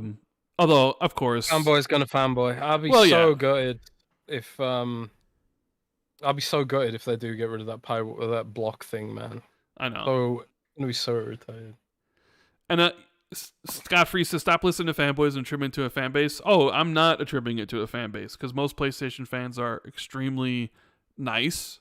They're just great people. I'm talking about, the clowns, and I like making fun of them because they're easy to make fun of and they're just stupid. Obviously, I would never say that's the whole fan base because that's ignorant and dumb. So, yeah. But the marketing's kicked up into gear, right? Starfield's everywhere. Review codes are out. It's gone gold. You can preload it. And then they had a whole like Q&A section where I think it was like the game director and I forget what the other dude's position was for the game, but this is what they were saying. It's a lot of question and answers, right? There was a total of 16 questions that were answered covering a wide range of topics, such as buying houses. So this comes from lead designer Emil and lead quest designer Will. They had a Q&A on their Discord server, and it's all kind of summarized here. Players can buy houses in all the major cities in the game, and there's at least one given for completing a certain task. Some items, such as harvested organs, are considered contraband and have to be smuggled past security ships. There are special ship modules you can purchase to hide them, right? So in like the videos, you can always, they showed off like how you can buy like modules for your ship. Like during the stream for the direct, they showed like, oh, you can store your weapons here. You can have a crew thing. You can have storage. I guess one of the modules you can buy is something to hide your contraband. I'm thinking of like Millennium Falcon, where you can like hide underneath the floor, if you remember. Oh yeah, yeah. Right? Players can be arrested and can decide whether to go to jail or pay a fine. Time only passes while actively playing. It's not possible to set up trade routes, outposts, and mining operations and have them continue to produce while the game is off. That would have been an easy way to just kind of grind for money, right? Just kind of be like, all right, I'm going to set up all this stuff, and then I'm going to go forward the clock and just come back to millions of credits. Do you remember in State of Decay 1, that's how it worked. Like you could set up your community, and then like if you exited the game, it would keep doing stuff while you exited the game. So what people did was they changed their Xbox 360 clock to manipulate the game, which is really funny. But there'll be mods for that off anywhere, I suppose. Yeah, probably will. The mods in this game are going to be absolutely crazy. There's already mods for the game, which is hilarious. On the Nexus mods.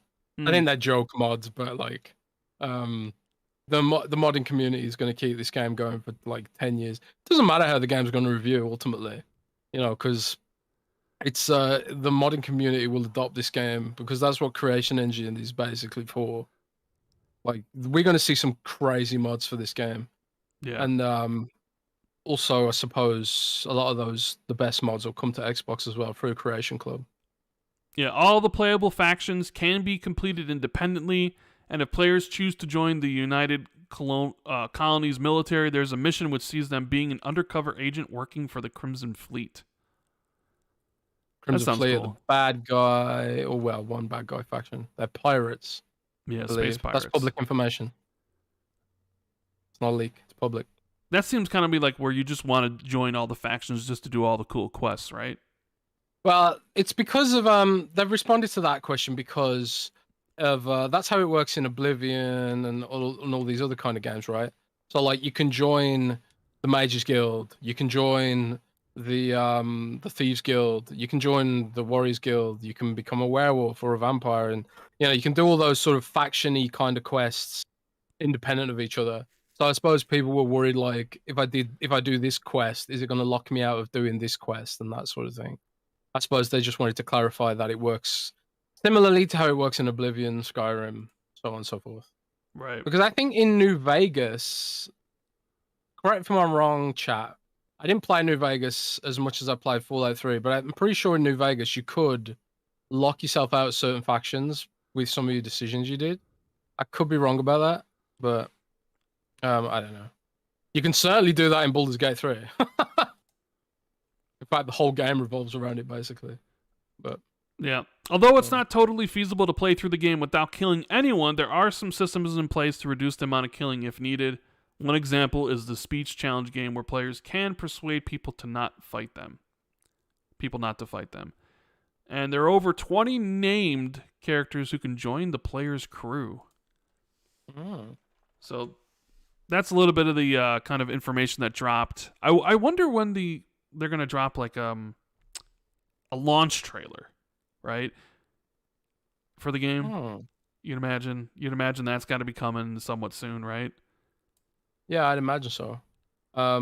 Since the game launches in early access on September 1st, doesn't it? Well, yeah, but I believe if you look at the Xbox store, it's actually launching like the 31st at 7 p.m., like 8 p.m. Eastern. Interesting. Because sometimes like, they'll say, hey, a game launches on the 12th, but it really launches like on the 11th, like 11th at night or whatever. It sort of seems like that's the case for this game. If you look at the Xbox store, it says it like launches 8:31 at like 8 p.m. With early access beginning, like around that time, and then September's. I guess I got to ask this question. And we've talked about it before, and I'm not really sure where I stand on this, but we've seen it happen with Forza Horizon 5. It is happening with Starfield. It's going to happen with Forza Motorsport. This idea of early access. When Microsoft says, hey, play Starfield day 1 on Game Pass, but really it's like day 5. You know what I mean? Because it's, yeah. I mean, is that how do you feel about that? Because I think if I looked at it from the business side of it, Microsoft's side, I think it's a brilliant move, right? because they're essentially, people want to play Starfield, people want to play Forza, and they're willing to pay for it. So you have is like, if you're subscribed to Game Pass and you're giving us money, if you give us extra money, I believe it's $35, and I think it's on sale because it's Game Pass, so it's maybe like $32. You can actually play it early with everybody else. And you get the expansion, which is going to cost a good chunk of money when it comes out, and some other stuff, right? And it's also cheaper than buying the full game, right? It's essentially half the price. And we know a lot of people are going to be talking about this game. Reviews are coming out that day, so there's going to be this upswell and being like, oh my god, Starfield. You'll see everybody on your friends list playing it. You'll see everybody talking about it on social media, sharing clips and stuff. You might be like, all right, $30, yeah, I can do it. Like, from a business perspective, I think it's genius, because that's essentially half the price of the full game. So if you get two people to do it, that's a full price of a game, or the full price, and they're still paying you money. And if they ever unsubscribe from Game Pass, then the content that they own, that they got with this, doesn't work unless they have the full game. So it's like you're buying things that you would then need the subscription for to keep on playing it. So from a business perspective, I think it's genius, because I think so many people are going to pay that $32 or whatever it is, $35, $30, to get that 5 days early access, because it comes with the expansion and you can play it along with everybody else. There's a part of me that's like, the whole play day one, and it's kind of like day -5. I don't know. What do you think? I think the truth is that Microsoft's kind of, what they're doing is they're letting people decide how much FOMO is worth to them. So it's kind of like, they're not saying, hey, you don't have to do it, but you can if you want to do it. And I think like it's going to be an important kind of mechanic for making Game Pass as profitable as possible, I suppose. So while it is cheeky a little bit, it's a couple of days at the end of the day. Like, it wouldn't bother me personally, I don't think. Even back then, back in the day when, I'd have to, like, obviously I get games for free now, but like I still very distinctly remember, back in the day when I was earning like $1,000 a month, in my first job, and kind of like having to make like decisions about what games I was going to buy, I would just be like, I can wait. I've waited. How long's this game been in development? 1 million years? I've waited this long. What's a few more days? So basically, it's for people who have the money and are able to, I suppose, circumvent that FOMO, I guess. But I don't think it's a big deal. I don't think it's game breaking, and I think it's fine. Yeah, I mean, it's a single player game. It should, right? Yeah, it should lead to more investment in Game Pass, and it offsets. But I tell you what though, Rand, I feel like it's because they're doing this a lot now with this paid early access thing. It kind of feels like an admission that them wiping out the retail model hasn't been completely lucrative. Because I feel like this is an attempt to get a little bit back on the retail model. Correct me if I'm wrong. What do you think? Because they've started doing this for every game, and they're gonna keep doing it, I think, for every game. I think it only works for certain games. Right? Certain games that have a large amount of people that are anticipating it, right? They didn't do it for... It's not like they didn't do it for Psychonauts 2. They didn't do it for Pentiment. They didn't do it for As Dusk Falls. They didn't do it for Redfall. I don't think that... They did do it for Redfall. No, they didn't. They did, didn't they? No, they didn't. They were going to do it for Redfall. Yeah, they were also going to do like a beta for Redfall, and that didn't happen either. I'm saying there's Minecraft Legends. Minecraft Legends, they didn't do it, but that maybe it's because that's like multi-platform and they couldn't. So they haven't done it for every game. I think And it's like you even look at the ones coming out in the future, like they're doing it for Forza Motorsport. They've done it for Forza Horizon. Okay, makes sense. Would Hellblade 2 have it? Maybe, Yes. maybe not. You know, would Avowed have it? Would Towerborn have it? Would Gears Collection, if that ever comes out, have it? Maybe, maybe not. You know, if they did it for every game, whatever. I view this as, like I said, if you look at it from Microsoft's perspective. No, Rand. Leaky Hum says Redfall did have early access. Did it have early access? I thought it did. Yeah, I was sure it did. Let me check. I need to check this. I didn't think it did because it was the $100 version. I don't think so. I could be wrong, but in my mind, when I'm thinking about it, I don't think Redfall had early access. Yeah, maybe it didn't. I don't know. I remember. Do you remember when I leaked? What did I leak about Redfall? Did I leak the launch date? I think I leaked the launch date. You leaked the launch date, but you also said there was plans of having early access, and then it didn't happen because I think did not have it. Yeah, people are saying it didn't. That was right. Yeah, because I remember. I remember you told. The Bite Back edition only had the extra characters. It did not have early access. Redfall just came out. Redfall. Right. Okay. People are saying Redfall is still in early access, right? Okay. Yeah. Well, this is where I got confused because I got a document that was like launch plans for Redfall, and early access was in that with the launch date. So the launch date was correct, but obviously it didn't come with early access, and it didn't come with a beta either. It was supposed to have a beta, but it was always, but it was always if they had time, and they clearly didn't. Yeah. So the game went down to the wire basically. So yeah, I guess. Can you imagine if there'd been an early access period and the game didn't work even more? I mean, that game kind of clearly came in hot. I mean, the you know, it's just blisteringly hot. Yeah, whatever. Redfall's I saw someone asked me today in DMs when I thought Redfall 60 FPS patch was coming, and it's like, oh yeah, I forgot about that. They promised a 60 FPS patch, and it's been 3 months now. I would imagine the 60 FPS patch will probably come when the extra characters come to the game, because they might try to do at least some sort of marketing push, or at least being like, hey, here's the extra content we promised with the 60 FPS patch. Come back and play Redfall. I would imagine they kind of put everything together and do it then, right? But no, I view this as incredibly business smart, because there are going to be people that can't wait, that are like, I need to play Starfield. I'm happy subscribing to Game Pass and playing it, but just knowing that there's going to be a whole bunch of people playing it and experiencing it and talking about it, and I'm not.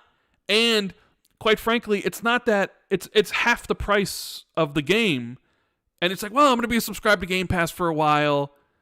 I'll just drop at the $30 and I can play it early with everybody else.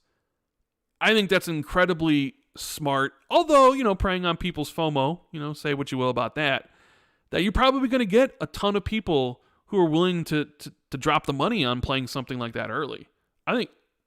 Business-wise, I think that's it's free money essentially. It's free money because you have them all subscribed to Game Pass anyways.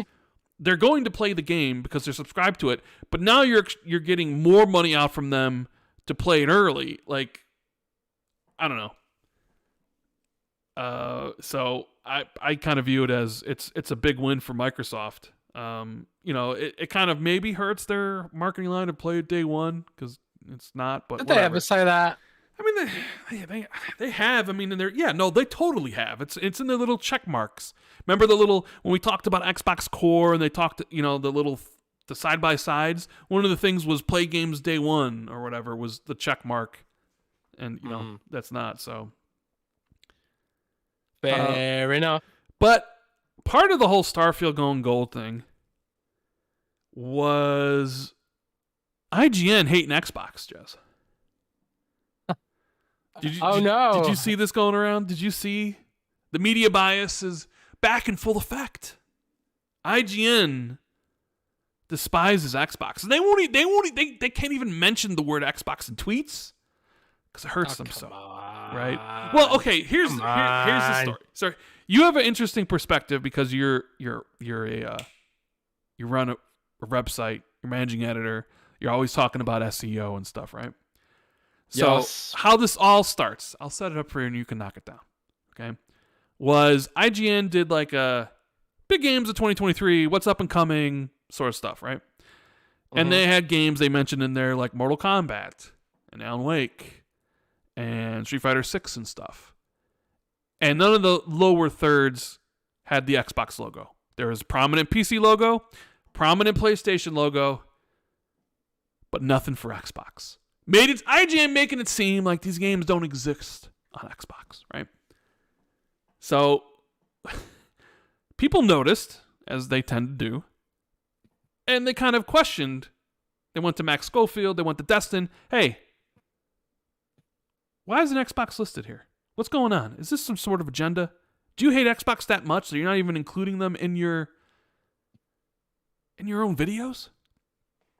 And Max Schofield kind of got a little defensive. He's like, oh, blah, blah, blah. And he blocked the person that told him about it and all that sort of stuff, right? To which then Destin replied it was a mistake, and they had a new version of the video come up with the logos in there. Is it an honest mistake? Did you forget to put something in the bottom third? Maybe it happens. I've made mistakes when I've been making videos, and people make mistakes all the time. Certainly a possibility that they made a mistake, right?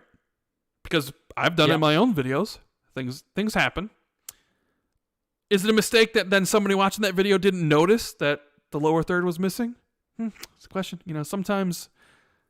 Well, maybe not. But then it's not over. This saga isn't over, Jez. Oh, it's not over. Okay. So you have that.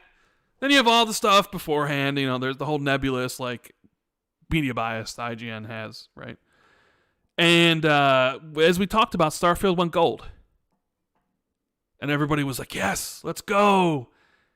And IGN tweets out an article saying that some players can preload Starfield today or whatever.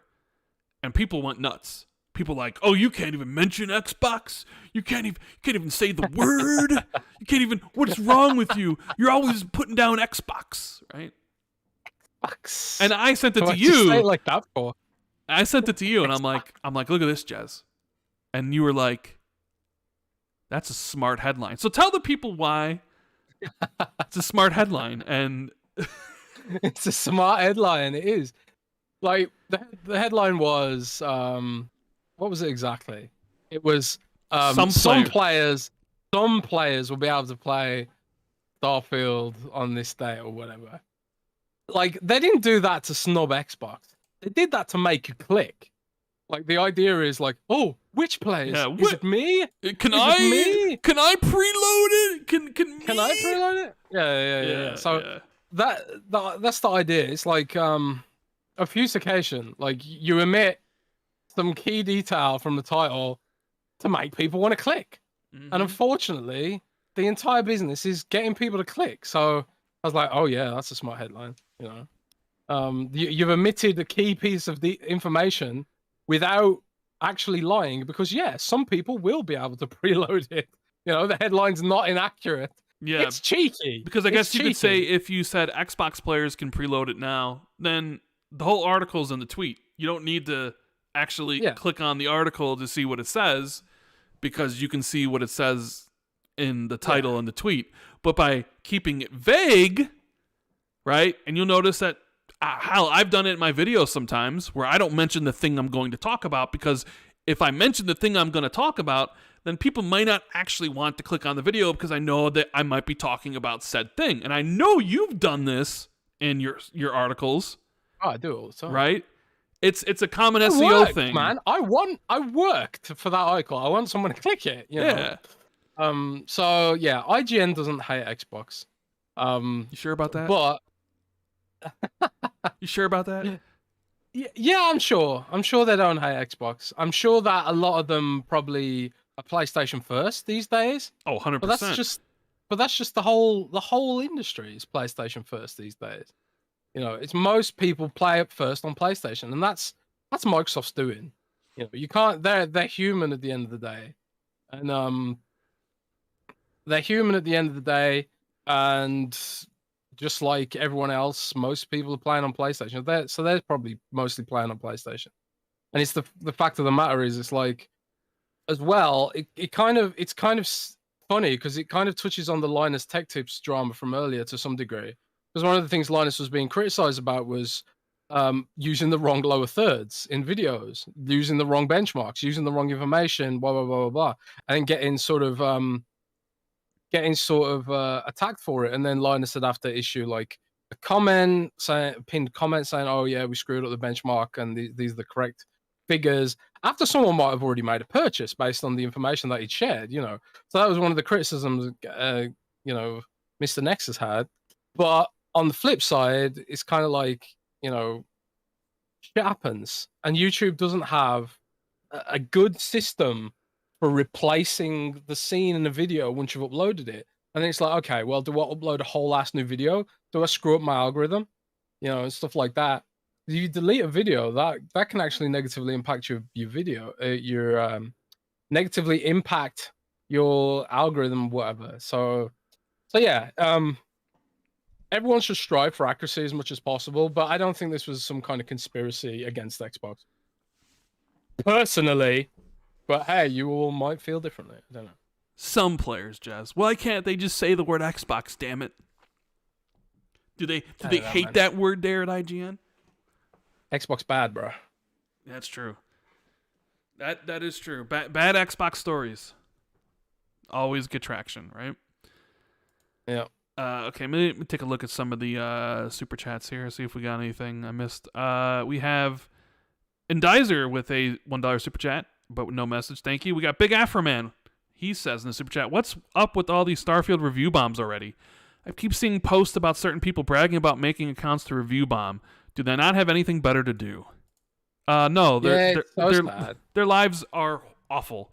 You should really pity those people. Anybody that review bombs something, it's already kind of like, really?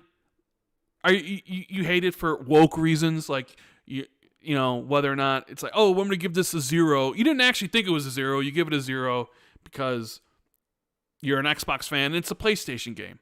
Or you give it a 0 because you're a PlayStation fan and it's the opposite, right? You're a loser. I'm sorry. You review bomb something, you're just a loser. Whatever. But there are people who are even like worse than losers. Tell us how you really think. No, they are. They're straight up losers. I got no respect for anybody that does that, right? But then you have this like crowd that are bragging about how they created hundreds of Metacritic accounts, thousands of Metacritic accounts, so they can review bomb games for Xbox. And it's like, if you're doing that, your life must be incredibly, incredibly sad. And I feel sorry for you, right? Yeah. I pity you that your life has gotten to the point where the thing that you want to do the most, and it gives you the most pleasure, is creating a whole bunch of fake accounts to drive down the user score of a video game on a platform you don't like. And you actually have time to do that, and you feel like this is a worthy thing to do. Man, I'm sorry. Like, your life must be absolutely awful, and I am so sorry that it is, because any well-adjusted human being wouldn't go to those lengths, wouldn't probably even care, really, right? Let alone being like, I need to create 50 accounts because I just can't, I have to own the Xbox. I have to own the ponies. So Starfield has to be, the score has to be lower. I couldn't live with my stuff. There are people who like, I mute a lot of people on Twitter. Usually if they say something like awful or bad, I mute, right? Because that's just what I do. I like the idea of them trying to tweet me and then me never seeing it, and then just kind of like railing at the walls, like, constant, like that one kind of picture where it's just like a dude like talking to a wall. And I sort of like kind of view that as how you mute, because they're talking to a wall and they're thinking they're talking to me, but I'll never see their tweets, right? I know you end up blocking. And the only time I block people is when I see someone who has me blocked. So people will send me threads. Like, I always kind of look at Gaz's threads because Gaz is just so funny, and he has a lot of haters and a lot of people that like say, and I'll look at his threads and I'll just see something where it's like, you can't see what this person has said. And I'll click on that and find out who it is. And it's like, oh, I've been blocked from this person. And 9 times out of 10, I have no idea who this person is. And this person has an Ellie avatar or a Kratos avatar or a PlayStation banner or some kind, where it's a PlayStation fan, right? And they blocked me. So I'm like, well, okay, you blocked me. I don't even know who you are. Whatever. I'm going to block you back, right? And the funny thing is they block me because they don't want me to see what they're tweeting. But the thing is, I don't even know these people exist. I wouldn't be even looking at these people's timelines because that's why you're blocking them, so they don't get access to you. I don't even know you. So the fact that you think, it's like, oh, I'm going to block Rand. And like, oh, yeah, he's dude, you're nothing. I don't even know who you are. I would never stumble across your timeline to see what you have to say.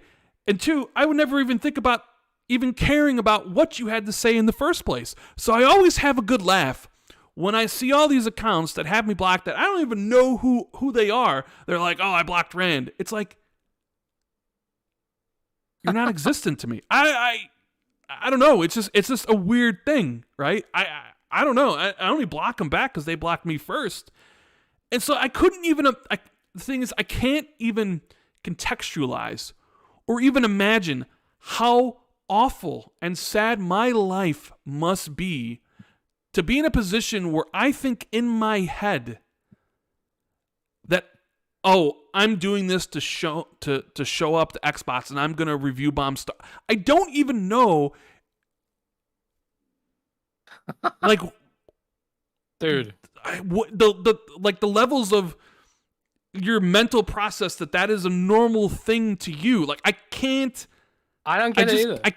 I don't know. I don't get it. And right? I've actually emailed the guy who runs Metacritic about this and asked him if what their view is on review bombing and stuff like that. Haven't heard back yet. But I do think it's a problem across the industry. You know, supposedly there was Overwatch 2 got review bombed recently. It's currently Overwatch 2 launched on Steam and is now the worst rated game on Steam, which is objectively inaccurate. But a lot of players were using Steam's review system to punish Blizzard for historical wrongs, punish Overwatch for unfulfilled promises, because they said they were going to add PvE and they didn't. They said they were going to do this and they didn't. And then, you know, they made it monetize all the heroes, and they went back on, you know, what Jeff Kaplan was saying he was going to make Overwatch to be, where all the content was free and all that kind of stuff. So, and it was going to be funded by loot boxes, but then everyone hated loot boxes. So I don't know. Anyway, everyone used that to prevent the frustrations, but there was analysis that like a lot of the reviews were coming out of South China. If you look at the geotagging on them, and a lot of them had similar themes, and it's because of how Blizzard and NetEase had this massive unceremonious breakup. You know, was it last year or the year before? I think it was last year, right? So, you know, people use review bombing when they feel like they don't have a voice or feel unheard, I guess. I'm not talking about that review bombing. I'm talking about this review bombing. No, but it's the same kind of thing. Nah, because everyone hates Xbox now. No. I don't think it's a cool thing. Cool thing to hate Xbox. They're hating on Starfield because it's associated with Xbox. No other reason. If it was multi-platform, it wouldn't be an issue. They wouldn't be review bombing it if it wasn't associated with Xbox. So it is an Xbox issue. No, because PlayStation games get review bombed all the time. What do you mean? PlayStation games will get review bombed by Xbox fans. Well, that's what I mean. It's a console war thing. Sure.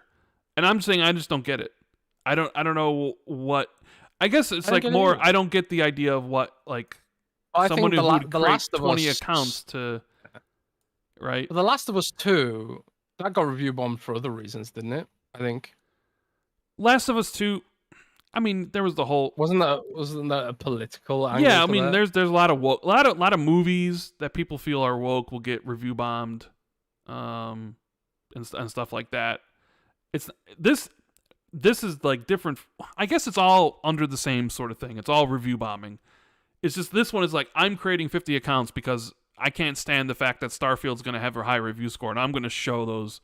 It's like the idea of like I'm going to show those guys online, right? It's just like what how would you ever come into that mindset? Like, what is your life must be really, really. I feel bad for them. I really do, because you know what, We're reviewing giving something. too much airtime. I know, but it's just I did see that, and I guess there's many different layers of review bombing. You know, there's the review bombing of like, hey, Blizzard screwed up. Let's show them our displeasure in one of the ways that we can by review bombing, and maybe they see it and they fix it. Then there's the woke review bombing, which, hey, you casted a character in this movie we didn't like, so you're woke, so we're going to review bomb it. And then there's this where it's the console war and Xbox fans review bomb PlayStation and PlayStation review on Xbox. It's just, I don't understand any of it really. So I don't know. We've never really talked about it on the show. So those are my thoughts on review bombing. Yeah. But yeah. So what do we else got here? We have Certain Affinity, Jez. Certain Affinity. They're going to be behind closed doors talking about their new game at Gamescom, pitching it to publishers. Now, I have this sinking suspicion that this is Project Suerte, and that it's no longer with Xbox. Interesting. You think it's no longer with Xbox? I think it's. I don't know. It's just a feeling I had. Like, I think from what they've said previously, they have 3 projects. One of them is obviously the Halo Infinite Project Tatanka. The other one is this, which is like their new IP. And then I think they have something else what they've said is co-dev with somebody. So I get this feeling, like we've talked about in the past, like you and Jeff Grubb leaking all those code names, about how maybe you leaked these things too early. Sure, Project Typhoon ended up being contraband and is an Xbox game because it was revealed. And I forget what was the project name for Towerborn, but he's like, oh, that game is Wandering Belfry. Tower. Yeah, Belfry. Okay, Belfry is Towerborn. That worked out. They're still up in the air about IO Interactive's game, which was Project Dragon, which then sort of was named to Project Fantasy. And we weren't too sure whether or not that was still an Xbox exclusive, but at least according to the documents presented at the FTC case at some point a couple years ago, or I forget the exact date, it was an Xbox exclusive. It was published by Xbox Global Publishing. And we still think it might be, right? But then there was Project Suerte, which you had reported was a game from Certain Affinity, and it was like a Monster Hunter clone. But so, like, judging from what we can take of the type of projects that Certain Affinity is taking on, and we know they're working on something Halo-related, which is Tatanka and all that sort of stuff, and we know that from their own words that they're working on a co-dev game, and then there's this game, which is their own game, and they're shopping at the publishers behind the scenes. I kind of get the feeling that this game they're shopping behind the scenes is Suerte. Unless the co-dev game is Suerte. But then, if it's I don't know. I just had this feeling, and I figured, I'd ask you and see if you have any thoughts on it. Nah, I don't know anything about Suerte or where it is these days. It could be anywhere. It could be cancelled for all I know at this point. But hopefully it still exists, because I like the idea of. I think you can always do with more Monster Hunter-ish kind of games. Sure. Wild Hearts was decent. I dropped off it pretty quickly because the performance was not great. But it was fun. It was a cool game, cool concept, cool moves, cool monsters. Bit formulaic. Like, Monster Hunter can be like so chaotic, and like the fights can be really dynamic. Wild Hearts was not as dynamic. And I think that's one of the issues that a lot of these games run into, is that they miss the fact that Monster Hunter is just so dynamic, and no 2 hunts are completely the same. And like, sometimes you can do really cool shit, sometimes by accident, and then be like, "Oh yeah, I totally intended for that to happen." And when those moments happen, which are rare, it feels great. The problem is a lot of these Monster Hunter clones, they don't get that, and they just basically make a fighting game with dinosaurs. Right. But yeah, maybe it isn't with them anymore. I guess we'll find out at Gamescom potentially. Well, yeah. Pixelbit G says y'all thought Indiana Jones would not be exclusive. I really doubt Microsoft is giving away games personally. I mean, Indiana Jones was not exclusive. I mean, it originally was going to be multi-platform until Xbox changed it. But I mean, clearly they're showcasing whatever game this is. They're showcasing behind closed doors to pitch to publishers. It's not with Xbox because they wouldn't be doing it if that was the case. And we already know they're working on something Halo related with 343. And the studio's not that big. I think they got 250 people. And even from what they've said, their third project is a co-dev game, which I don't even think they're lead on. So I guess maybe that could be Project Swarte, where then it's somebody else's it's Killer lead Instinct. or whatever. And but for sure, whatever game they're showing behind closed doors is not with Xbox. And my first thought was, well, maybe this is Project Swarte, and Xbox was like, because it's not like they've ever announced it. That's the thing. And I've told Jez, your mouse says, don't they have 3 games? And I was like, yeah, I'm pretty sure they do. One, it was the Tonka, the stuff with Halo. And then the second one's this game they're showing behind doors, the publishers. And a third game, at least from some of the interviews, is a game they're on co-dev with, which would imply that maybe they're not even the lead on that game. So, the thing was, I always told Jez, you leaked a lot of these things way too early. You and Grubb went back and forth, and you leaked these games that are way Grubb's far fault, out. Man. Yeah. Blame Jeff's Grubb. Blame Grubb on it. I'm calling him out. It's all Jeff's fault. Jeff basically threatened me in DM. He said, "Look, Jez, if you don't leak all this shit, I'm gonna post your nudes on Twitter." That's what he said. That's what he told me. You saying Grubb's got your nudes? Grubb has my nudes. Unfortunately, he hacked them from my iCloud. So you can all blame Grubb. So all PR companies who are mad at me, it's all Jeff Grubb's fault. Thanks.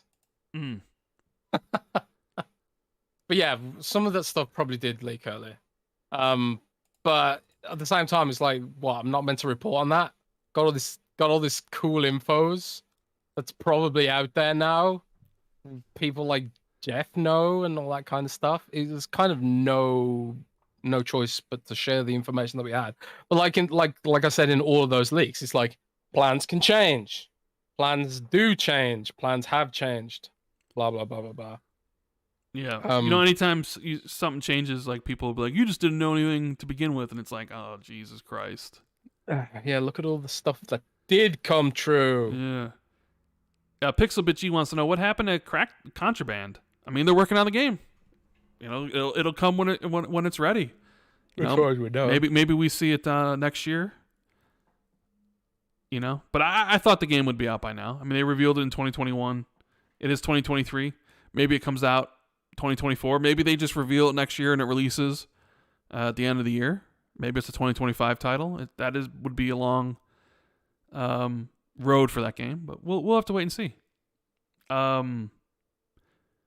I'm very interested in hear all your meetings you have, because you said this Gamescom's like the busiest it's ever been for you, right? Yeah, this is the busiest I've ever been at Gamescom before. How many meetings you have? I've got about 20 meetings. 20 meetings, okay. Yeah, it's insane. Obviously not all with Xbox. But how many do you have with Xbox? I got 3 or 4 with Xbox off the top of my head. And then a secret one. Ooh, a secret one. Interesting. Secret one, yeah. But then I got like a bunch with a bunch of other teams and studios. I got a bunch with Sega, got a bunch with 11-bit, got a bunch with Paradox. A lot of games that I like that you probably don't care about. I did see Microsoft Edge is still leaning into the whole Edgehog thing. That Edgehog thing is so cool. I'm sorry, it's just awesome. Hey, I love the Edgehog, man. Is this proof that it's signaling an acquisition of Sega, bro? Yeah, it's an Hedgehog. Like I just love the idea that someone at Microsoft in their marketing department just has a random hedgehog with them all day. That's so endearing. Like does anyone in chat or anyone listening on Spotify, do you own a hedgehog? Have you ever owned a hedgehog as a pet? Like we had a hedgehog that used to live in our backyard, and we used to feed him cat food. He loved that shit. But yeah, hedgehogs are so damn cute. The cutest. I love hedgehogs. They should rebrand Microsoft Edge to Edgehog, I think, and just make the hedgehog the logo. I don't know. We have a super chat here. Dead Planet says, maybe I'm speaking too soon, but since the Series X isn't really revving up until 2024, will we look back at this gen and say Xbox took too long? I mean, I think people have said that already once Microsoft hardly released anything in 2022. Yeah, I think this gen is another. I don't think Microsoft can pull it back, honestly. I think this is another lost gen for them. Unfortunately. Define pull it back. What do you mean by pull it back? Like right now, the Xbox One is supposedly, the Xbox One is outselling the Series S and X. Okay. Right? Supposedly. I don't know how true that is, but according to some analysis, that's the trajectory they're currently on. And that isn't because of demand, that's because of supply. So whether that's because of the cloud stuff or whatever, I mean, there's more people playing on the Xbox ecosystem than ever. And that's because of PC. That's because maybe a little bit of cloud, but mostly PC, of course. And the Xbox platform's more profitable than ever, which is, really what Microsoft cares about. But in terms of consoles, it's like, it's not looking great that they can sort of bring some of that back, I think. Well, I mean, did you think they had a chance to win this gen? Because I never did. I never thought they had a chance. I didn't think they'd win, but I thought it might be maybe like 1.5 to 1 or 2 to 1, not 3 to 1 or 4 to 1, which we could end up being at the end of the gen. In terms of the console market share. Like, I still think console market share is really important. Like, even if they're more profitable than ever because of PC or whatever, even if they're Microsoft wants to be Tencent at the end of the day. They want to be Tencent. They want to have these sort of mega franchises which everyone plays no matter what, like Call of Duty, like Overwatch, like World of Warcraft, and they're just constantly being played by their communities no matter what. Like League of Legends, like Valorant, like Teamfight Tactics, and whatever else Riot make. They want to be Tencent at the end of the day. And I worry where Xbox fits into that ecosystem. Microsoft might not worry about that, but I worry about that because I like my console. Thank you very much. Mm-hmm. And I don't want to live in a world where we have to wonder if third-party games are even going to come to the platform because of the install base. I want to live in a world where the install base is healthy enough that we don't have to wonder about these things, or that developers are like, we'll put it on PlayStation and maybe we'll put it on Xbox later. I don't want to live in that world, man. And to be fair, we don't live in that world right now. I mean, it's only a few games. It's not tons and tons of games that skip Xbox arbitrarily, but it shouldn't be any. My argument is shouldn't be any games that skip Xbox. I don't want to live in a world where any games skip Xbox. So, and if the market share continues to dwindle, then we are gonna live in that world. But yeah. Doom and Jez. He's made an appearance. It's just facts-based Jez, bro. Mm-hmm. Feelings-based Jez has appeared. No, bro, it's facts-based Jez. Feelings-based Jez.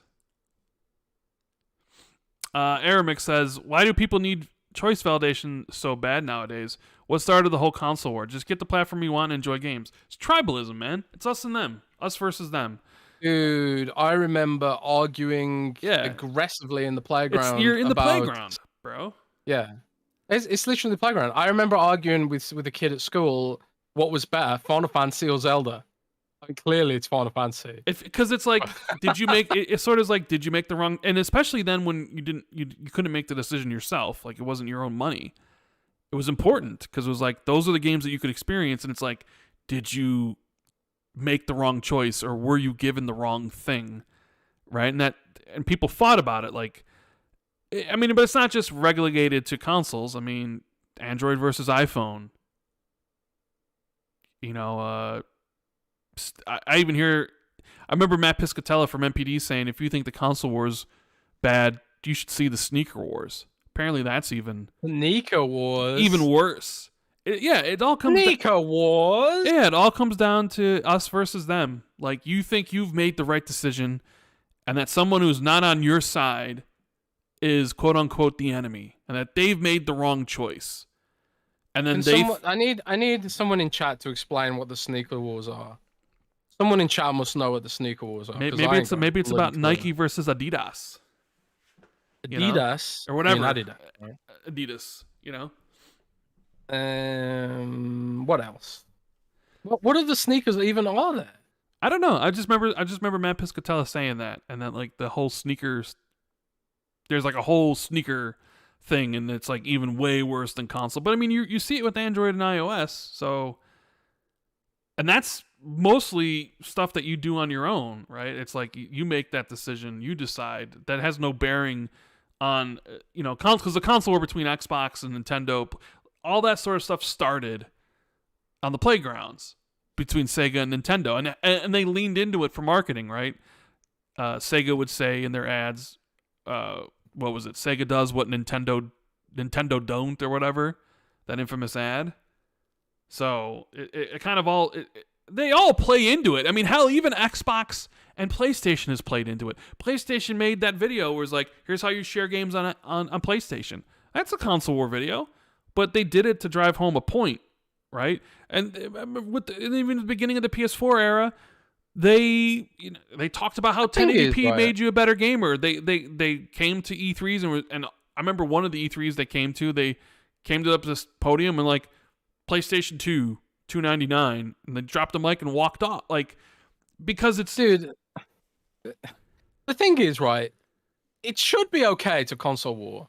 It should be fun, It should be something like, like you trolling about the Cubs or whatever. Yeah. Football team or baseball, whatever. It should be fun. It should be something like you can do as a joke. But people take it just way too seriously. They get really in their feelings about it, and they actually take it personally and like hate the other person who doesn't like the console. Like it'd be really fun if you could joke around about that stuff, but you can't joke around about it, because people get so mad and people take it so seriously, and people actually believe that you're a bad person if you like Xbox, unironically. And they dedicate their entire day to trolling about the console, and it goes beyond being a joke, and it's like an obsession for some of these dudes. You know exactly what I'm talking about. Yeah, sure. And it's so sad. It's so sad. But yeah, I don't know. PC dudes do it as well. Some PC dudes are like genuinely pathologically offended by consoles. All consoles, and they really take that sort of master race stuff really seriously. But it's just video games at the end of the day. No one should take it that seriously, but people do. People do, of course. People do.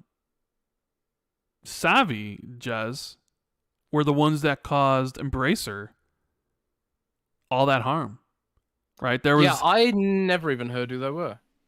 Who even are they? I don't even know. They're the game group from Saudi Arabia.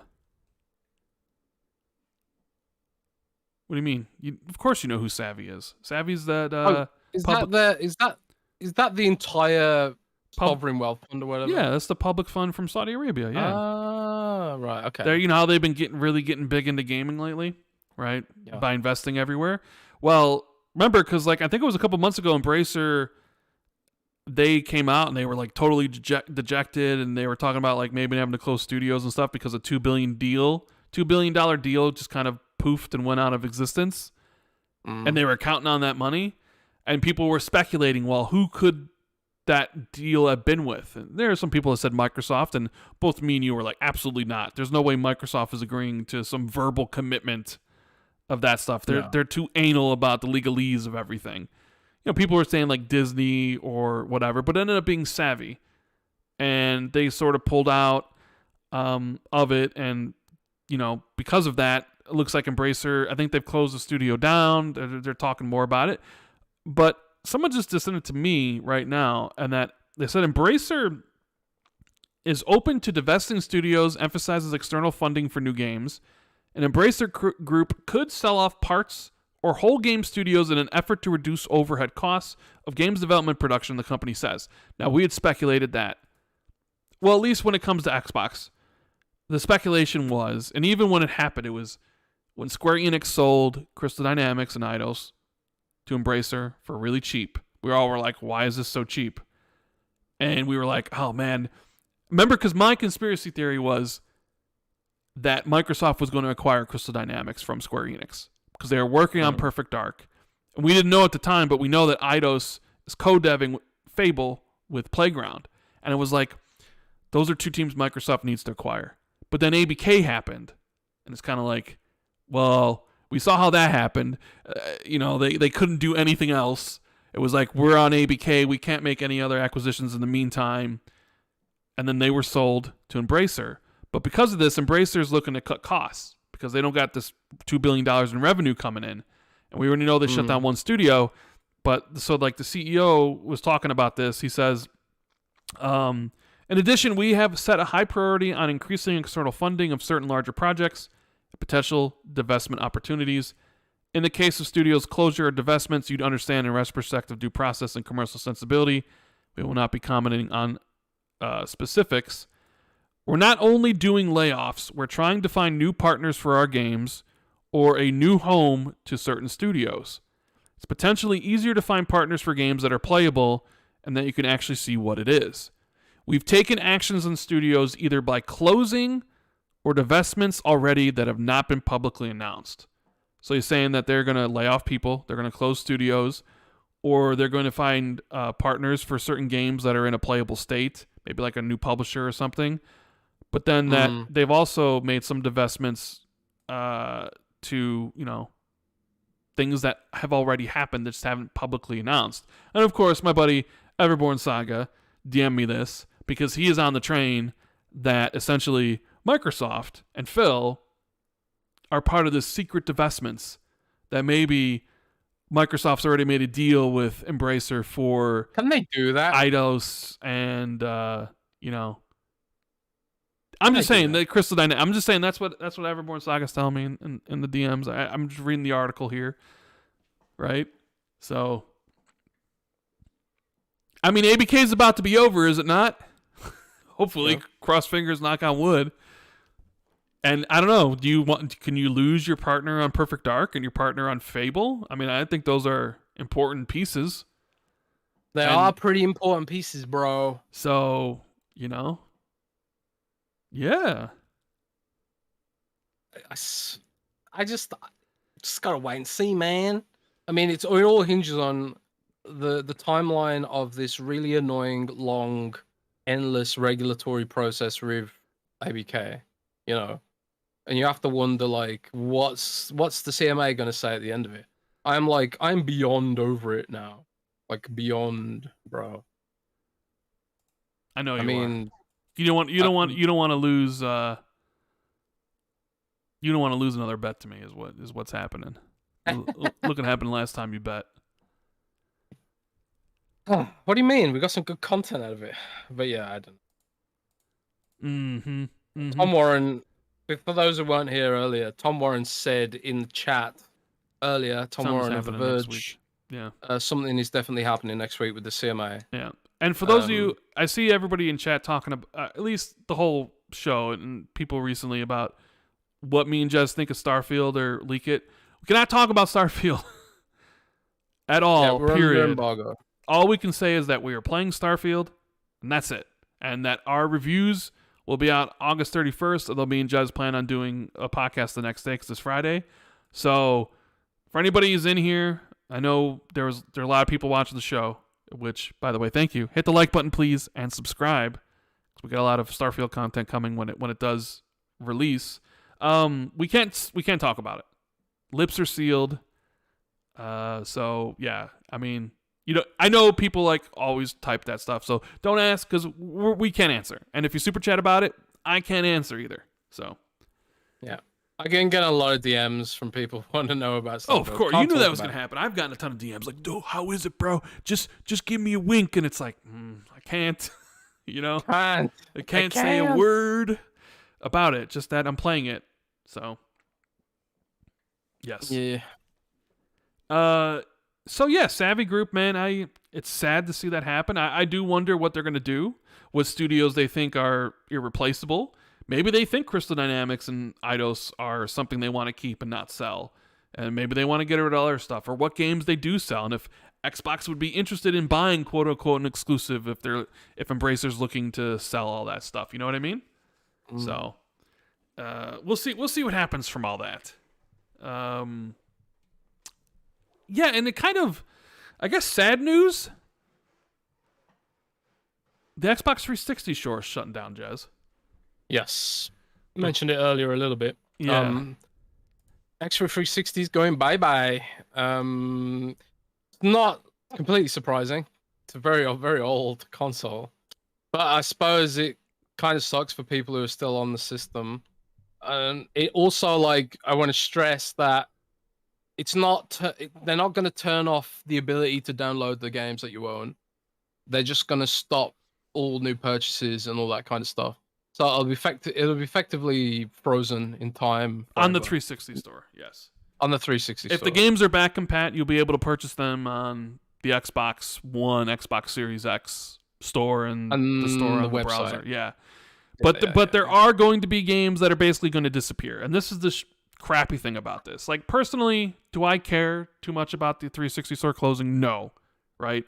I have everything I wanted from the 360 store. I played everything I wanted. If I own it, or if I wanted it by now, I owned it. And that's sort of the other thing is I see people freaking out, and it's like, oh my God, they're closing. And it's like, yeah, they're giving you a year's, lead time. So if you do want to get something, but I also think if you didn't own something from the store by now, then you really didn't care about whatever it is you're worried about, because the store has been around since 2005, and okay, the 360 gen switched over in 2013, right? It's been 11 years.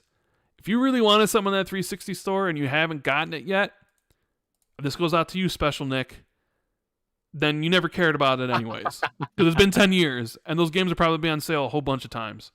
But I understand, they're probably all on Steam anyway. Yeah, I understand game preservation, because I believe there's something like 200. Let me get the stats here, because we'll also read what Xbox has to say about this. That there's going to be more than 220 digital games will disappear when the Xbox 360 store closes, and that sucks for game preservation, right? Like, back compat's great, but I think Microsoft was only able to get maybe, I think it's a quarter of the total games. I think it's like 600. Is there like 500 back compat games, but there was like 2,200 games for the Xbox 360. So essentially, they weren't able to get everything, right? And this is why back compat's important, and probably why you won't really see, like, you look at the Xbox store right now, and it's a combined store between the Xbox One and the Series X. Everything is kind of condensed in this one thing. So they're probably never going to shut that down. The only time they're shut down this store is probably when Xbox shuts down, period. It was just the 360 store was by itself. It wasn't brought forward. So it was always a matter of time before they shut that down. So the back compat games you can buy on the Xbox, the store currently. Any game that you've currently bought, you'll be able to re-download. But if you don't go out and buy any of these games, like these 220 digital games will just disappear from the store. Let me see here if there's like a list. Yeah, of the 619 titles currently listed in the arcade section in North America, only some are backwards compatible, and others have been delisted, but remain visible in the store for various reasons.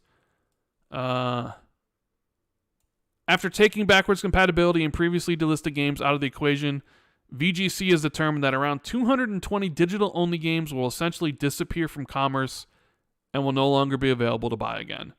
Because obviously there's no physical version, and the only way to get them... Steam version? There might be a Steam version. I think it's more like, hey, these are...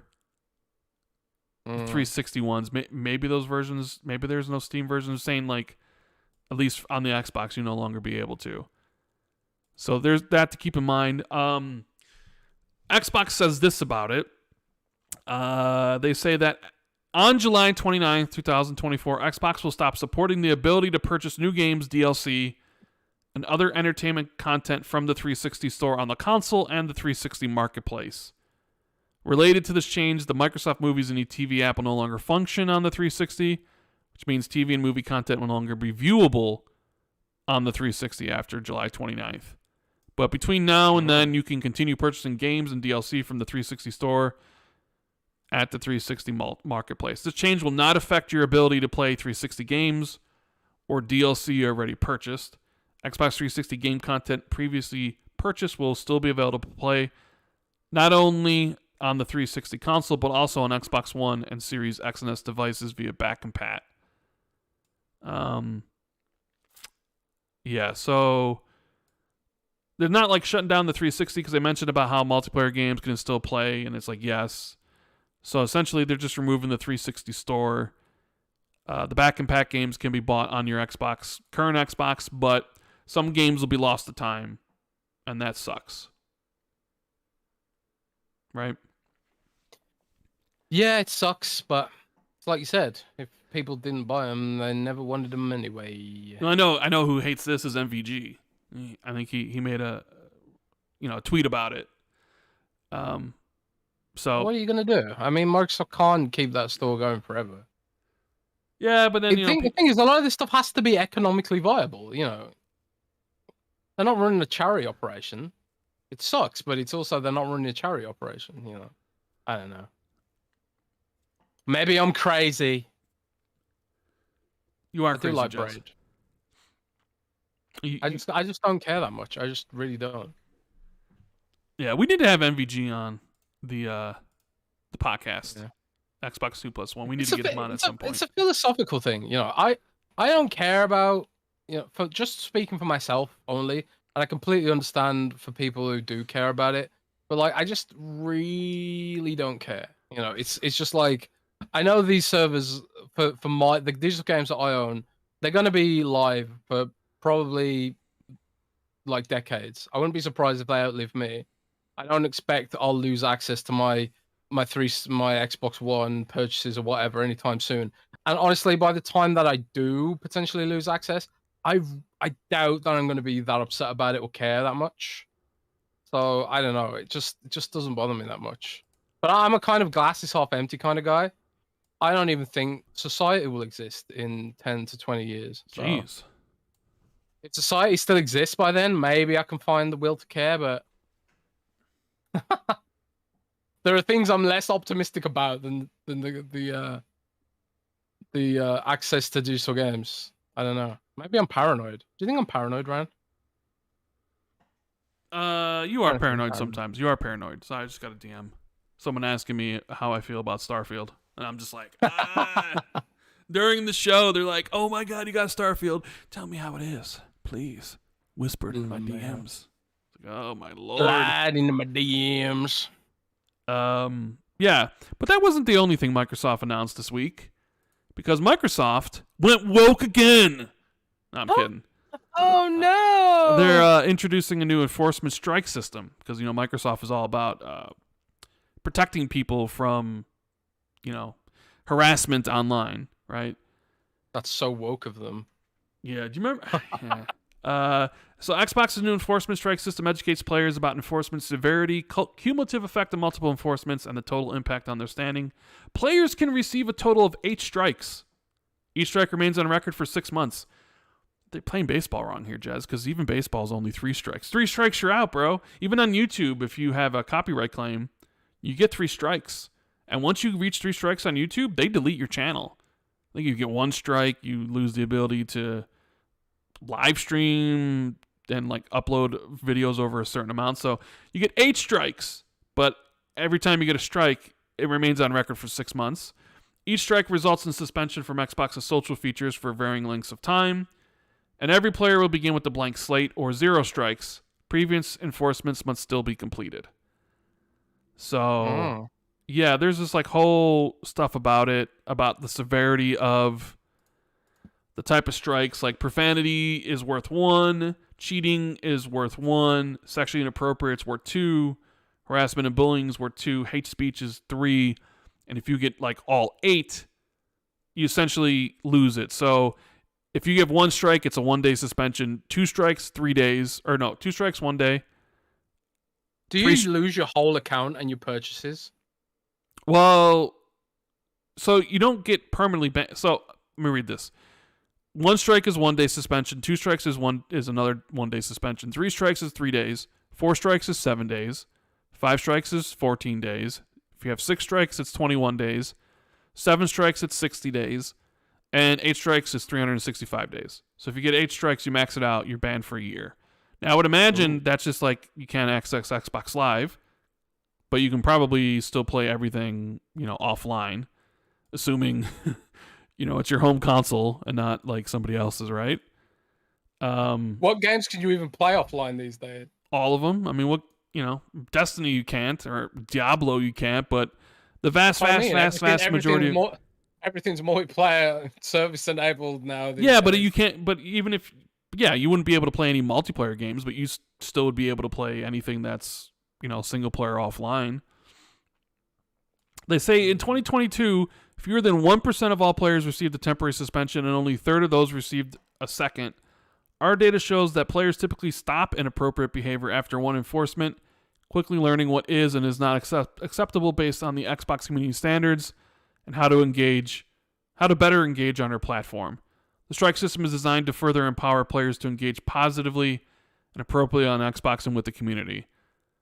So they basically say usually people when they get some sort of thing, they like, oh, I can't do this anymore. I don't want to get in trouble, so they stop doing it. I know some people were concerned that maybe this would be exploitable.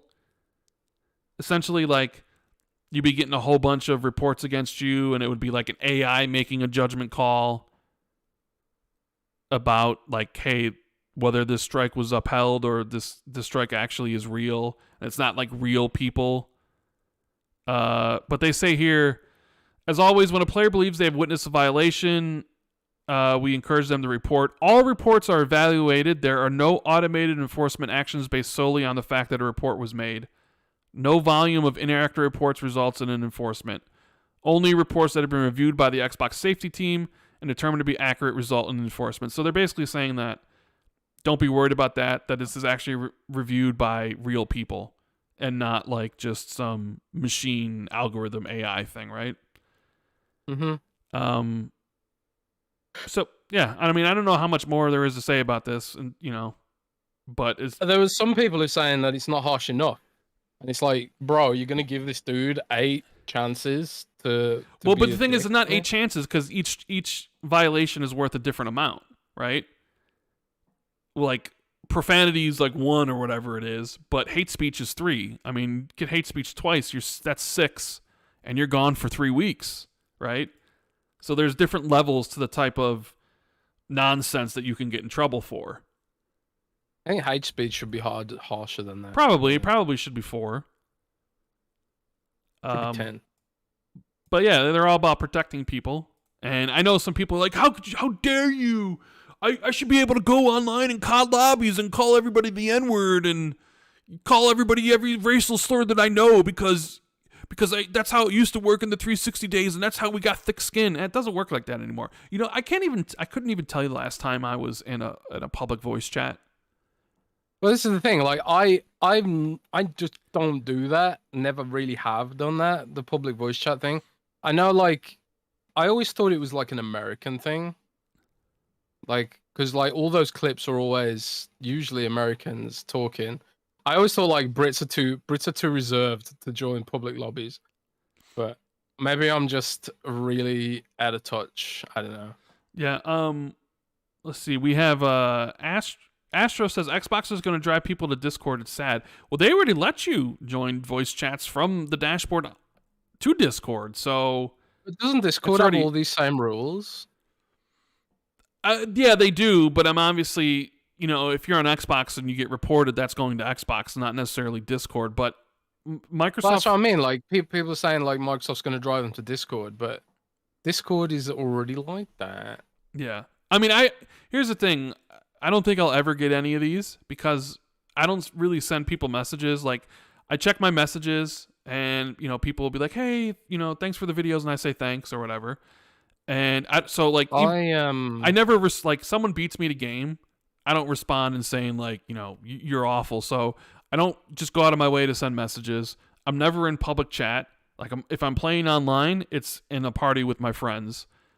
So I will never get any of this stuff because I never do any of this stuff because, I'm an adult. Yeah, I don't know why people would be mad about it. Like, if you're not the kind of person that'll break the rules, like, why would you be mad about it? I don't get that. But I don't know. Some people see it as censorship or something, but it's like they're not. Where's my First Amendment? Damn it! Yeah, I don't know. But I should be able to drink my beers and just cuss all day long. That's my God-given First Amendment. Yeah. Freedom of speech. It's like, yeah, well, I mean, that's how you usually sound, though. So. That is, yeah. It's like not on Xbox, buddy. Not on any platform where you're signing up and using their thing. They make the rules, my friend. I actually have got an enforcement one time, and it was because I took a screenshot of a naughty scene in The Witcher. And I thought it was always weird that, like, 'cause I didn't intend to upload it, but it did that auto upload thing in Witcher 3 back in the day. And it's like, oh, come on. Come on, man. You're gonna give me a warning for content on your own platform? Yeah. Come on, man. Come on, man. Gamer by Choice says, when I was young, it was Nike versus Reebok, referring to the sneaker wars. Okay. A Reebok. Chiefman says, I asked about save scumming last week. I was more talking about making it easier, having separate columns with saves that could be renamed and move around. Well, I mean, Atlas Fallen, some game, like Atlas Fallen had they let you save a whole bunch of times manually, and then had a whole bunch of auto saves, like the most 10 recent ones. So if you got stuck, you could go way back. Or if you didn't like how something happened. I like that because sometimes, like, I did use it one time where something happened and I couldn't progress anymore. So, like, I actually had an autosave from, like, 5 minutes beforehand, Instead of just, like, my one manual save or, like, the most recent autosave. It was like, oh, there's an autosave here from 8 minutes ago, right? So I like it when they give you the option to choose, like, from a whole bunch of different stuff. And, I'm not someone who saves a lot. Like, if you look at my playthrough in Resident Evil 4, sure, because anytime I was playing through Resident Evil 4 and I saw a typewriter, I saved. I'm like, oh, typewriter, save, right? But when I play other games, like, I don't really save that often. I usually kind of rely on the autosaves. Because I know, Jez, that you were save scumming in Baldur's Gate 3 because you had a party member leave and then you kind of wanted to go back and make sure they didn't leave, right? Well, I went back and forth on that. I was like, man, I kind of want this decision, but I also don't want them to leave because they're a really powerful party member. But then I was like, man, I really want this decision, and that's pretty much where I've stopped playing the game.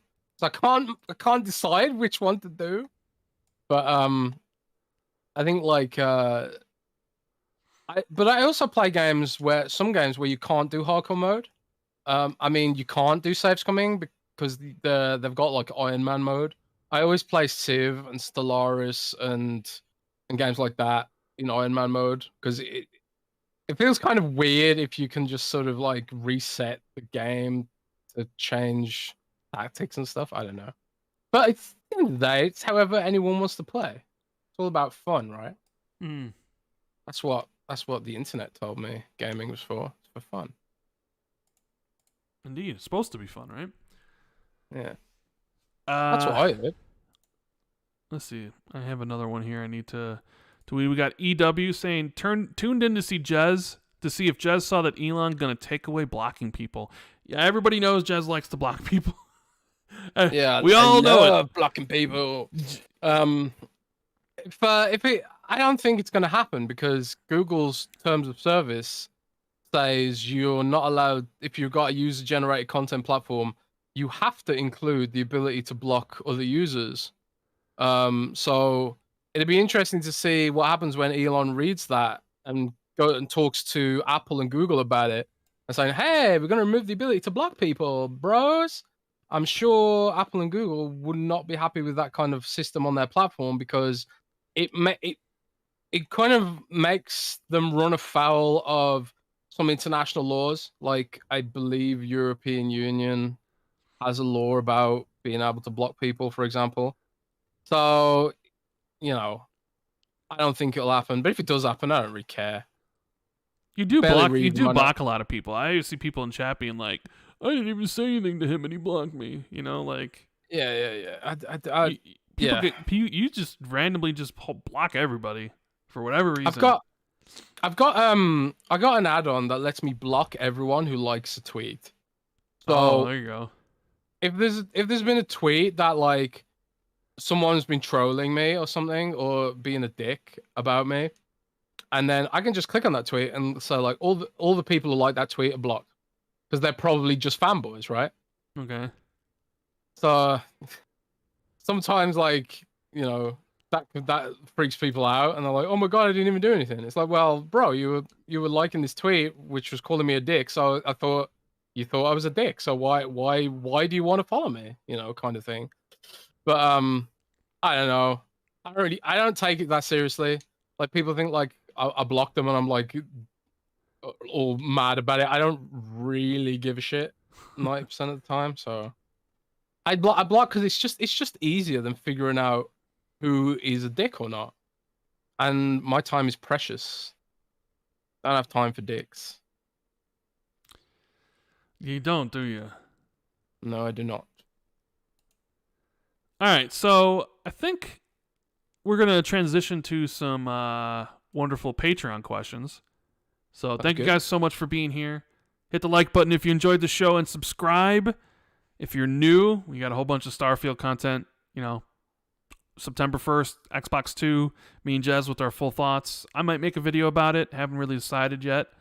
Maybe we even ask Paris to come on to talk about Starfield 2. But we're going to have Gamescom coverage Monday the 28th because Jez will be coming back from Gamescom, so you can hear it firsthand from him. The ABK deal might be closing soon. I mean, it's always a good reason to subscribe to the channel, and hit the like button if you're enjoying the podcast. So let's move over. We got a bunch of questions here from the Patreon peeps. Oh my god, we got a lot, Jez. We'll get through this fast. We got 27.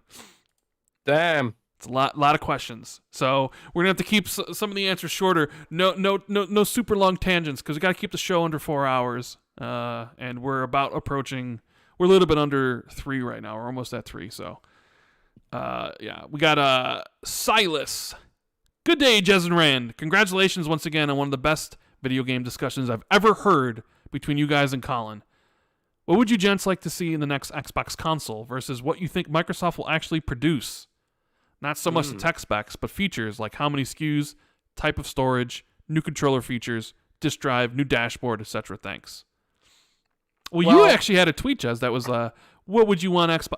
That kind of blew up. I know what you did it for. You want that sweet revenue from Elon because you're like, hey, what do you think Microsoft? Telling you, dude, not available in the UK. So yeah, I keep getting emails about that from Twitter saying, hey, you're leaving revenue on the table. You're eligible, whatever, to get revenue. And I'm like, no, I'm not, because you won't let me sign up because I'm not from America. So yeah, shut up, X, whatever you call yourself these days. But anyway, I tweeted that because I'm actually planning to write an article about it soon, and I wanted to link some of the best ideas from that thread in the article. So sometimes when I make tweets, it's because I'm writing an article and I want to showcase your tweets in said article. What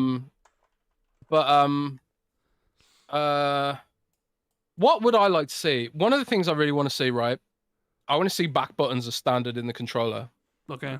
Back buttons are becoming so important in loads of games to me. Like Armored Core, for example. Armored Core, the new Armored Core, is it Armored Core 6? Yes. Rise of Rubicon. That game is impossible without back buttons because you have to keep your fingers on the thumbsticks at all times. Like, and some boss, well, it is really tough if you move your fingers off the sticks for any length of time on some bosses. Like, and it helps a ton if you can press the buttons, the ABXY buttons on the back of the controller instead of having to move your thumbs off the sticks, helps a ton. And there's characters in Overwatch where that helps as well, like Pharah, for example. Although they've changed the controls now, I think, so you can hover with the trigger. But back in the day, like when you could hover with jump, having jump on a back button made it really easy to control a flight without taking your finger off the thumbsticks to hold the flight button as well. And there's another game that's launching soon that also benefits from having back buttons that I can't talk about. So So you want back buttons on the controller? I want back buttons as standard. Another thing I want, before I wrap up, and it's your turn. I want one SKU. Okay. I want one SKU, but I want them to also do a handheld console, Xbox branded, based on Windows, whatever. Xbox So you want two anyway. SKUs? Yeah, but one to be Windows based. So you want a powerful console and you also want a handheld. yes. Okay, fair enough. Yeah. Fair enough. I want one SKU, powerful Xbox. I couldn't care less about a handheld because I wouldn't use it. And I'm not even gonna say I want one for my handheld bros, like I do for my banjo bros. Storage, 1 terabyte's fine. Although I don't want a repeat of what they did this time, because the prices are ridiculous and it limits how much storage you could get and how much it costs. So I think they need to ditch that and go towards the kind that Sony's doing with, install your own. Mm-hmm.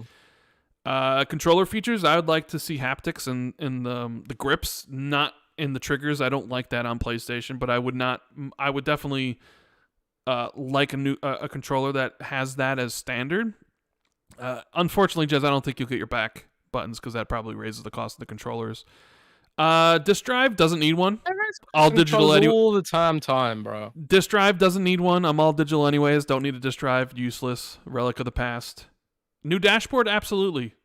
This dashboard's been the same for a while. I think they would need to come up with something brand spanking new, with a lot of cool things. But yeah, Chimera Chasm.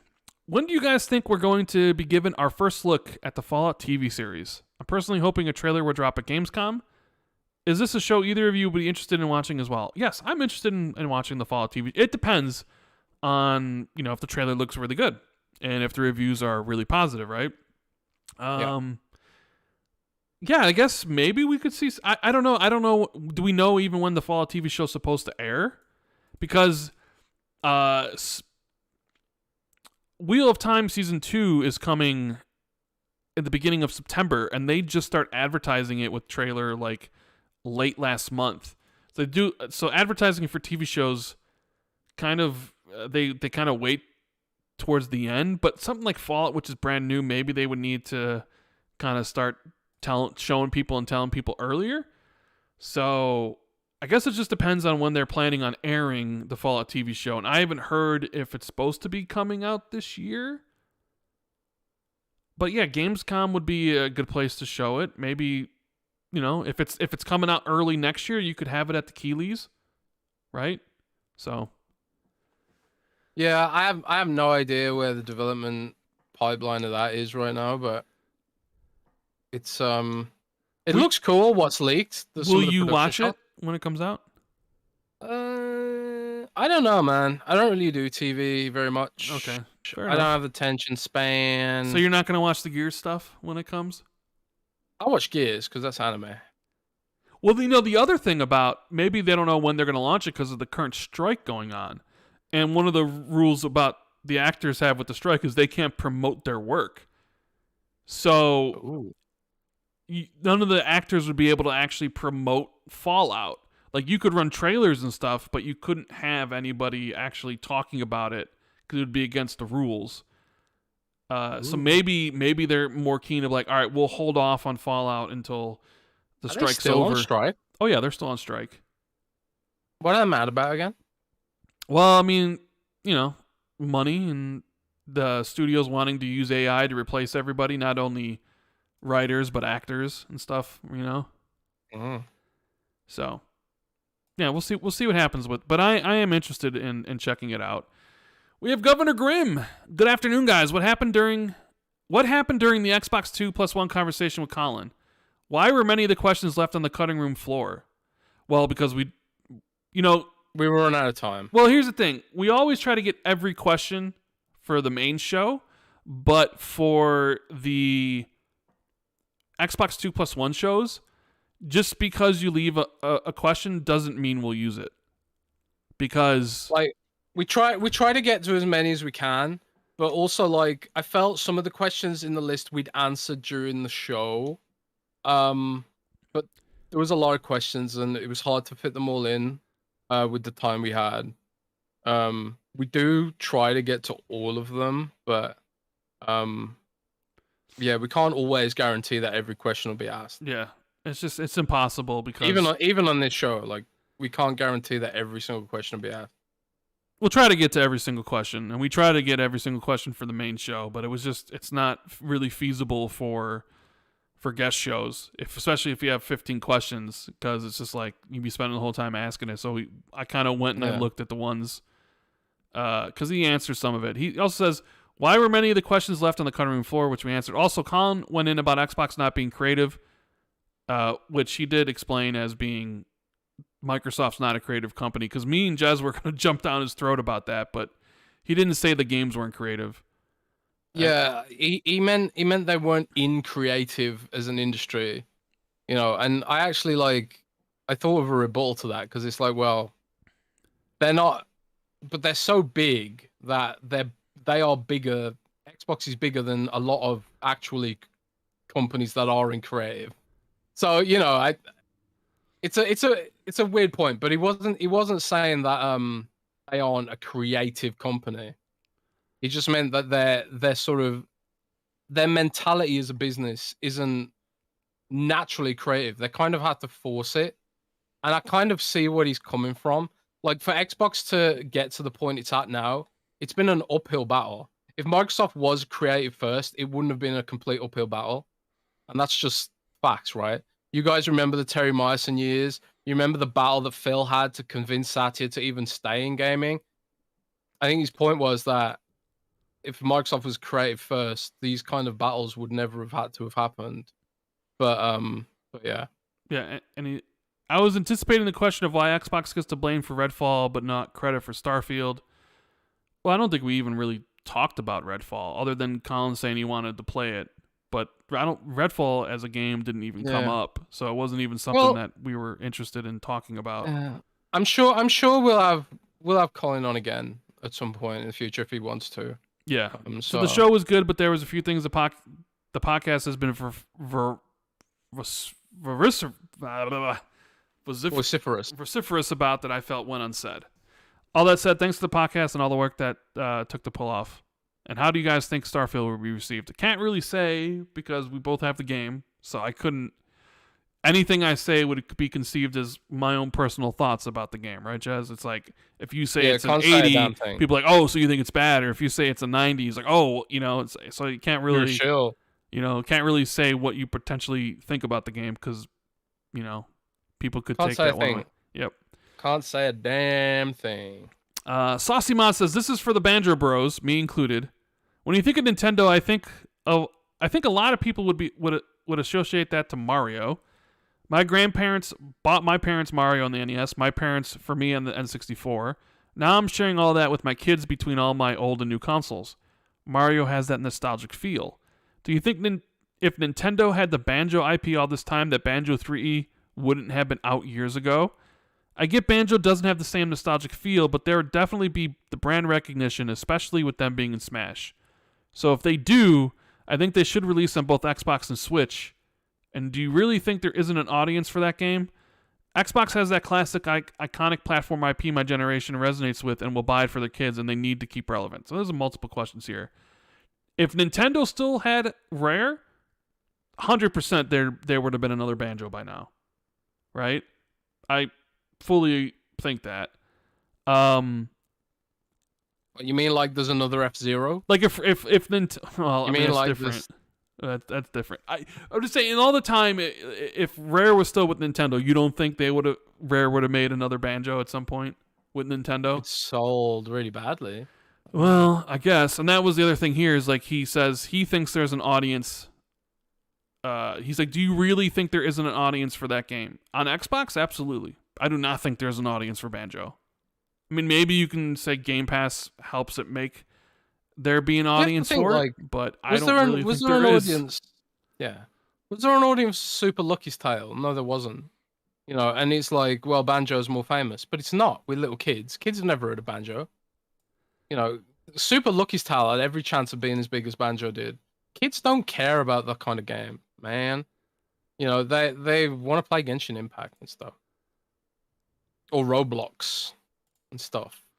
I think there is a world where a Banjo branded game could do well, but it would have to be really creative. It would have to be a sort of a platform where you could make and share content, like nuts and bolts on steroids, kind of. Because kids, like, they want these creative social experiences like your Robloxes and whatever these days. I don't think you can't make a game like a 90s or early 2000s game and expect to compete with Roblox in 2023, 24. You can't do it. You cannot do it, in my view. So, yeah, I don't think there is an audience for Banjo on Xbox. I don't even think there's an audience for Banjo on Nintendo, to be quite honest with you. It would have to be a radically different kind of game, and one that probably wouldn't be super nostalgic for fans that want it. And that's the brutal truth. And yeah, honestly, I don't know. If they do ever bring it back, I don't think it'll be successful. But we'll see. I still could be completely wrong. I still think they'll bring it back at some point. I still think they'll try, and they'll maybe do a remake of the first one, and they'll see how that goes. And then if it's successful, maybe they be like, all right, we'll make a new one. But I do think you'll get a Banjo at some point.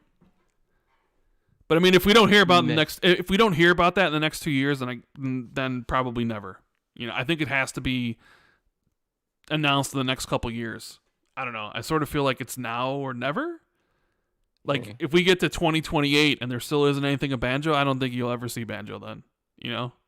But Achievement says, do you think the optics of Scalebound and Phantom Dust cancelizations were after showcasing them led Microsoft to not allow Arcane to cancel Redfall when it clearly needed to be?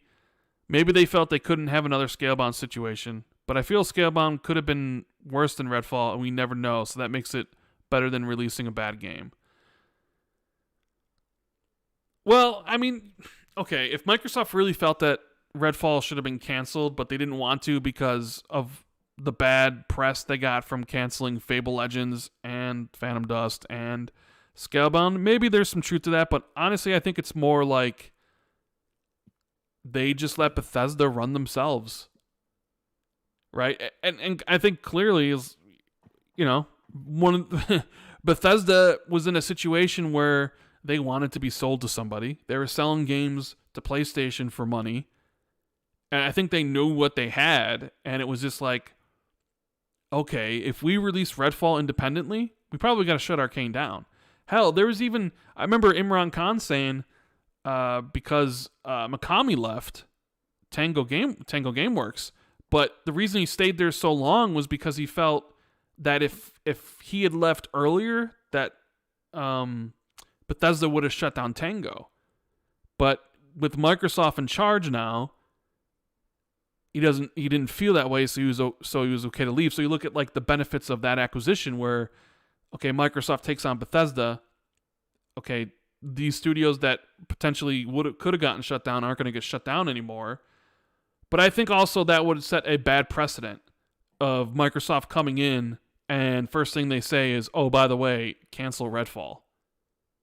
Right? Yeah, that had to go through Redfall for that reason. I think it was a case of like, you know, coming in and started chopping things. That would have left a bad taste. I think Microsoft was really hands off with all of their acquisitions. And we've said like maybe they were too hands off. It's like, how can you be anything but hands off? You know, I mean, there was people at id and people at Obsidian who were basically like saying stuff publicly like, oh god, everything's changing already. And that's weird, Microsoft's hands-off approach, right? I am like really sympathetic to this because Windows Central was acquired, right? I've been very public about this. Like Windows Central was acquired by a big corporation, and it's been like an awful experience, honestly. It's been an awful experience. Like when a big company comes in, they change all your processes, you have to follow all these new rules that oftentimes don't feel like they make any sense, and they change the website layout, they remove half of our features, like our forums and our comment system for years. And it was a mess. It's only been like the last couple of years that I've kind of like started to appreciate the company that bought us a little bit more and feel like we're more part of the team. It's like it was growing pains in the extreme. And that's an extreme example, but we're a small team compared to like Obsidian or compared to a Bethesda and stuff like that. So the disruption to us of about 20 people was a fully remote company of 20 people. If the disruption to us felt like a lot, I can't imagine. I can't imagine what it's like for some of these other big game companies and stuff. I mean, it must be a lot of stress. So for Microsoft to have come in and just hack and burned and slashed all the way all these projects that probably should have been cancelled. Redfall probably should have been cancelled, but it would not have been productive for Microsoft to have done so. I think they just should have. They were just like we have to see this one through and see if they can pull it off or whatever. And they didn't. But now that Microsoft kind of knows a little bit more about what the team's capabilities are, what their weaknesses are, and how they can potentially help with that, it's a learning process, I suppose. And it's slow, sure. But I do think that Arcane Austin's next game will be a lot better for it. No, I agree. Vesco in the super chat says a lot of love for you guys from Saudi Arabia, and we got a lot of love for.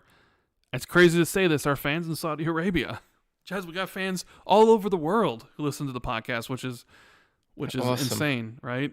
I wonder if we have any fans in North Korea. I always hear that's the unicorn is if you actually have a listen from somebody from North Korea because nobody has internet access over there. It's only like a select few people. So it'd be like, oh my God, Kim Jong-un or whatever his name is might have listened to Xbox 2, like, right? Because it reminds me that meme, like, there was a map showing like where all the gamers are on Steam, and there was like one dude playing Steam games in North Korea. It's like, oh, that's Kim Jong-un. Yeah. Yeah, playing Counter-Strike or something.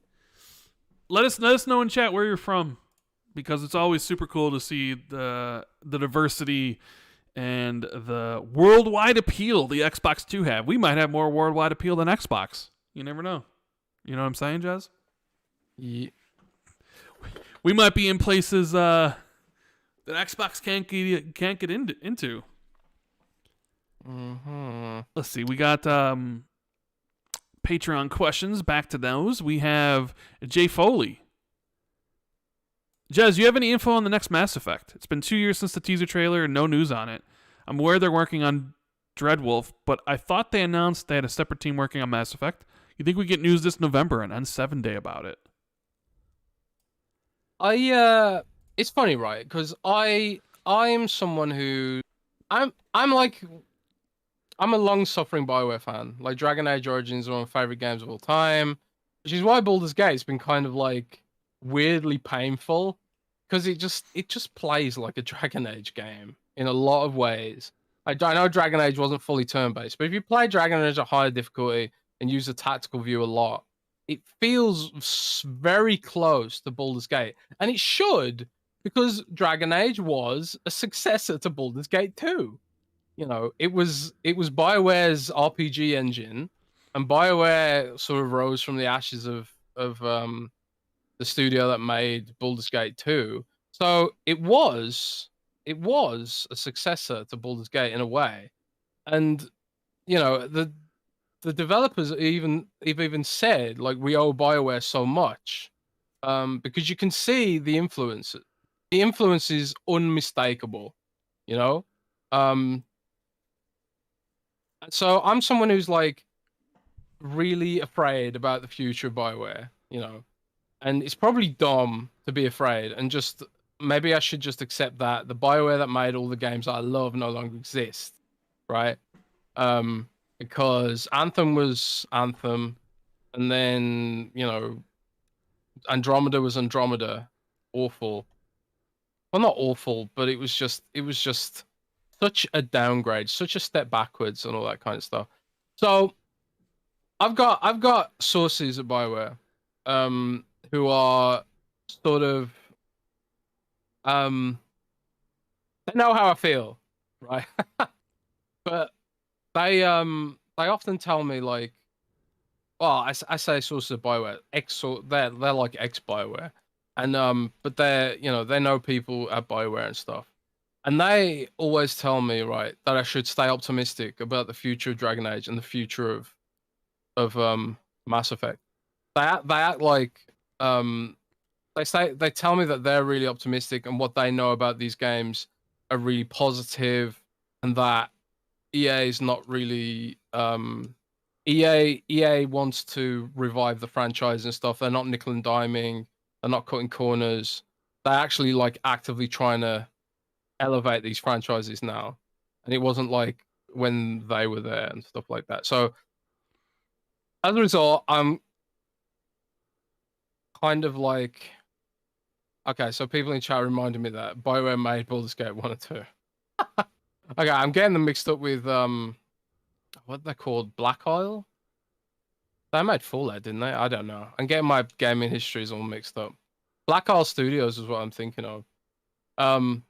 Pretty long. I mean, I love Mass Effect, and I would love it for them to, you know, after what happened with Andromeda, after what happened with Anthem, to come back on the rise and deliver an incredible Dragon Age for Dragon Age fans. But then, more importantly, to me, just put out a fantastic 10 out of 10 Mass Effect experience. Where, like, I don't know how long we're gonna wait, but God, seriously, there's nothing like Mass Effect. You know?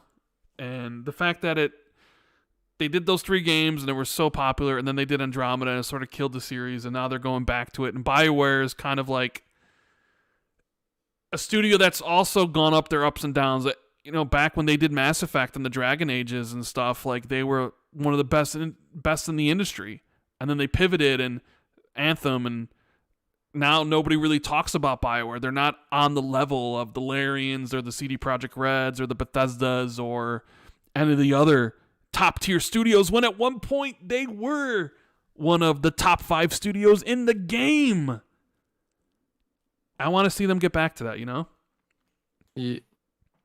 Kyle Coe in the Super Chat says, hello from South Korea. Not North, oh, wow. Sorry. Also, hi to our Saudi buddy. We're both lucked out from playing Starfield in our native languages. Sigh. Yeah, that sucks. Man. But I don't know if you looked at Jez, but a lot of people, a lot of different places. A lot of people from California, someone here from Switzerland, someone from Germany, Alaska, Singapore, Netherlands, Greece. People all over the world listen to the show. Thank you guys so much for being here with us. If you guys enjoyed the show, make sure you hit the... Heard you? Could you not hear me? No, I couldn't. That was weird. I wonder if that you was very disconnected. Strange indeed. Oh, you cut out again then. Wait a minute. Did the stream die? I don't think so. That was weird. Okay. It's weird because in the YouTube studio, it's buffering, but it looks like it's live on YouTube. Let me just load this.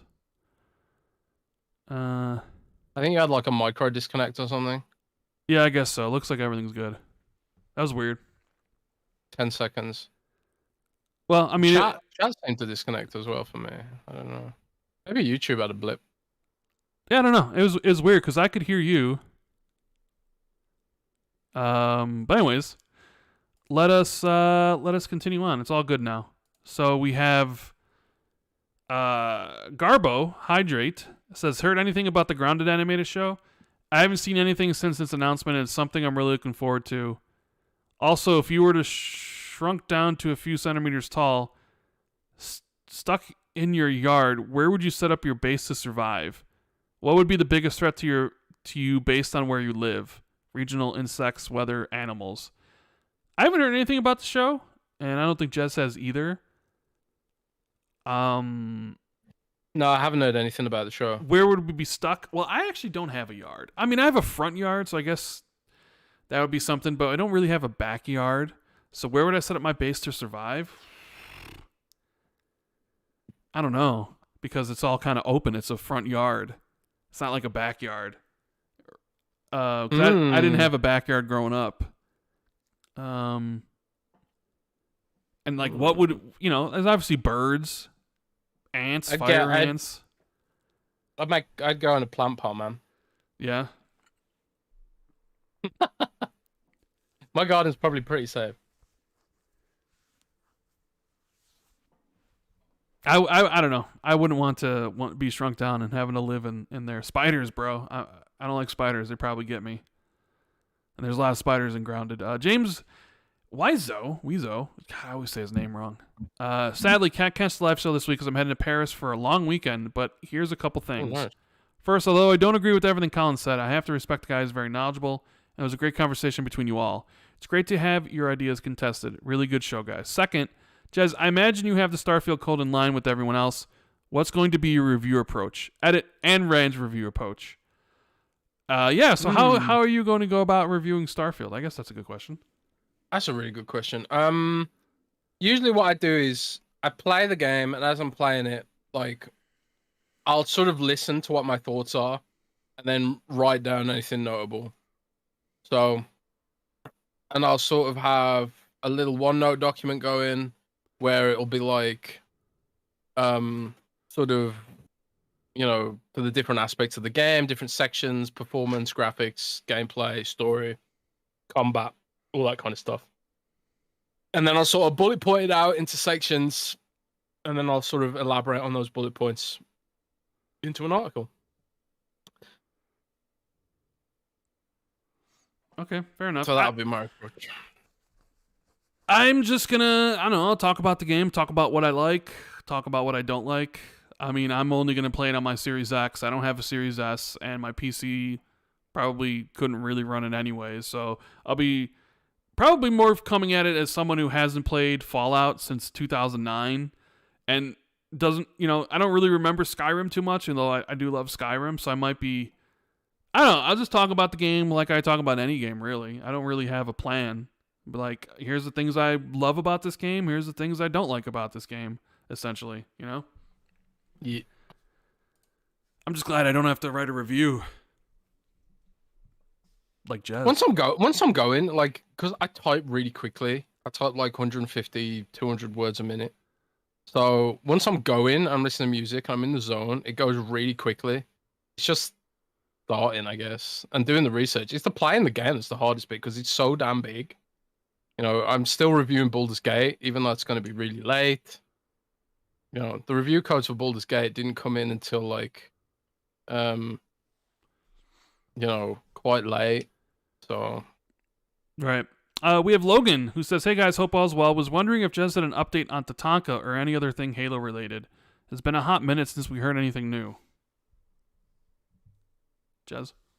I haven't got a damn thing, I'm afraid. There's been suggestions from some sources that maybe Tatanka's evolved into something completely different, a bigger game, standalone kind of game. But honestly, I don't know anything for sure at the minute with regards to Tatanka. I think a lot of sources have been read the riot act about to not talk to me. So it's quite a little bit hard to get information at the minute. Not that I'm actively really looking, but there was a time where I just get information all the time, and people would come to me and just share things, or but Microsoft's improved their security a lot recently, I think, probably because of that Jeff Grubb forcing me to leak everything. Magnum says the way Rand emphasized "won't" I don't like about Starfield has me worried. I mean, every game has something you don't like. So I knew when you said that someone will think that now. What? Like I knew, because you can't say anything about it without people trying to. I'll talk about what I like about the game, and if there's things I don't like about the game, talk about those too. Talk about that in every game we talk about. It's not I know, specific. but that's what I'm saying is everyone, like, I saw people trying to infer things from, because the menu screen for Starfield leaked, right? Oh yeah, people were trying to analyze that and put That's so dumb. That's so dumb. Yeah, and it's ridiculous. Yeah, don't take anything from it, because I don't mean anything by it. It's just saying there's always things you like about a game and things you don't like about a game. So, and we'll talk about that when we talk about Starfield or any game for that matter. It doesn't. Like when I reviewed Diablo, I specifically said in the review, I'm not reviewing the end game yet because I don't know what it looks like. So this entire review is based on everything up to end game. Turns out that everything I don't like about Diablo is the end game. Luckily for them, I guess. Yeah. We have Andrew Courtney saying, "Hey Matt and Jeremy, so how drunk do we have to get Jez to break Starfield embargo? Anyway, my real question is, what are you guys' best release day night gaming stories since we're coming up on possibly the biggest Xbox drop to date?" Mine would probably be Halo 3, of going to the store, hanging out with a whole bunch of people, hundreds of people, getting the game, hopping online, getting into a party chat, playing the co-op for a little bit to like 4 a.m, hopping into the multiplayer to like 7 a.m. Probably one of my favorite and most memorable like release night, midnight release things. You know what I mean? I've never experienced a midnight release.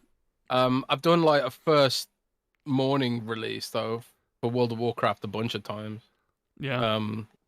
But I'm not really in a particularly big town for gaming.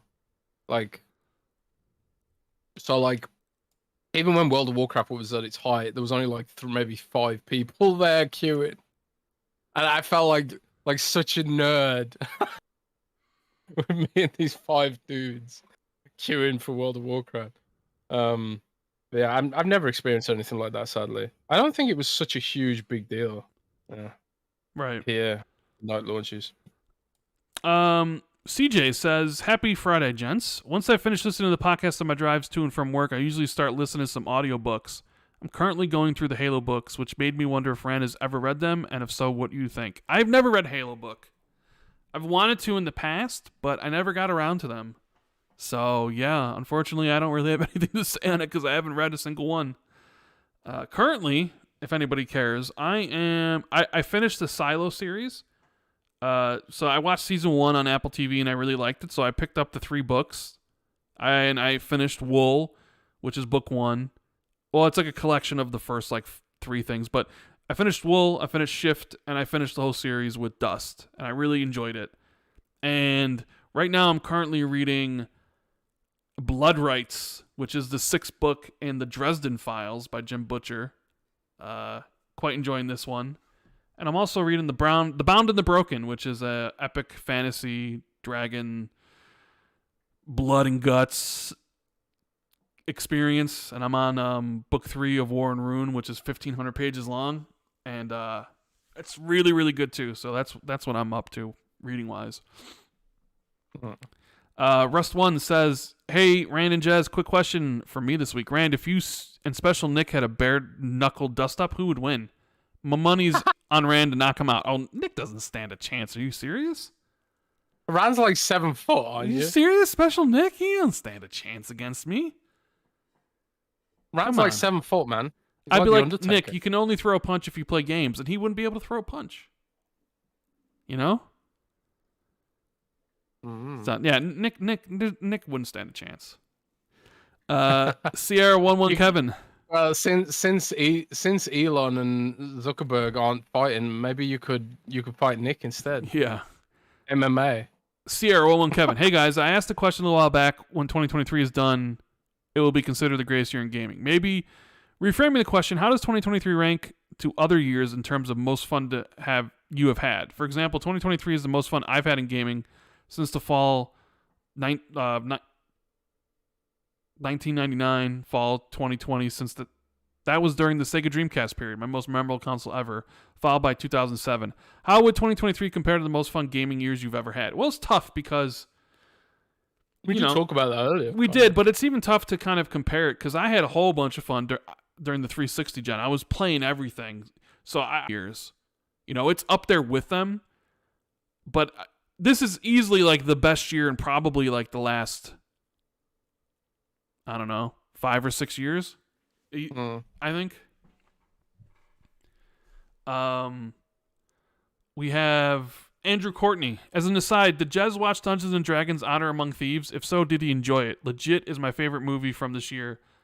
Most fun I had watching a movie in a long time. I have not. It's good. It's good. I watched it. It's actually quite enjoyable. I was surprised by how good it was. I keep hearing about how good it was. Like I saw it in the cinema, like because there is a cinema in where we live in Germany that actually shows movies in English sometimes. And one of the options they had was this Dungeons and Dragons thing. And I was like, man, that looks really goofy. Like the poster made it, I wasn't sure, is this a comedy or whatever? But then everyone's saying it's really good. So now I kind of regret that I skipped it based on the poster, I guess.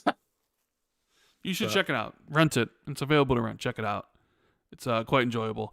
Lee Sanders, he says, so we all know you're both currently in the Starfield and that you're under embargo. So simple question is, shall we all be buying the premium pass and playing it the 1st of September, or shall we wait till the 6th?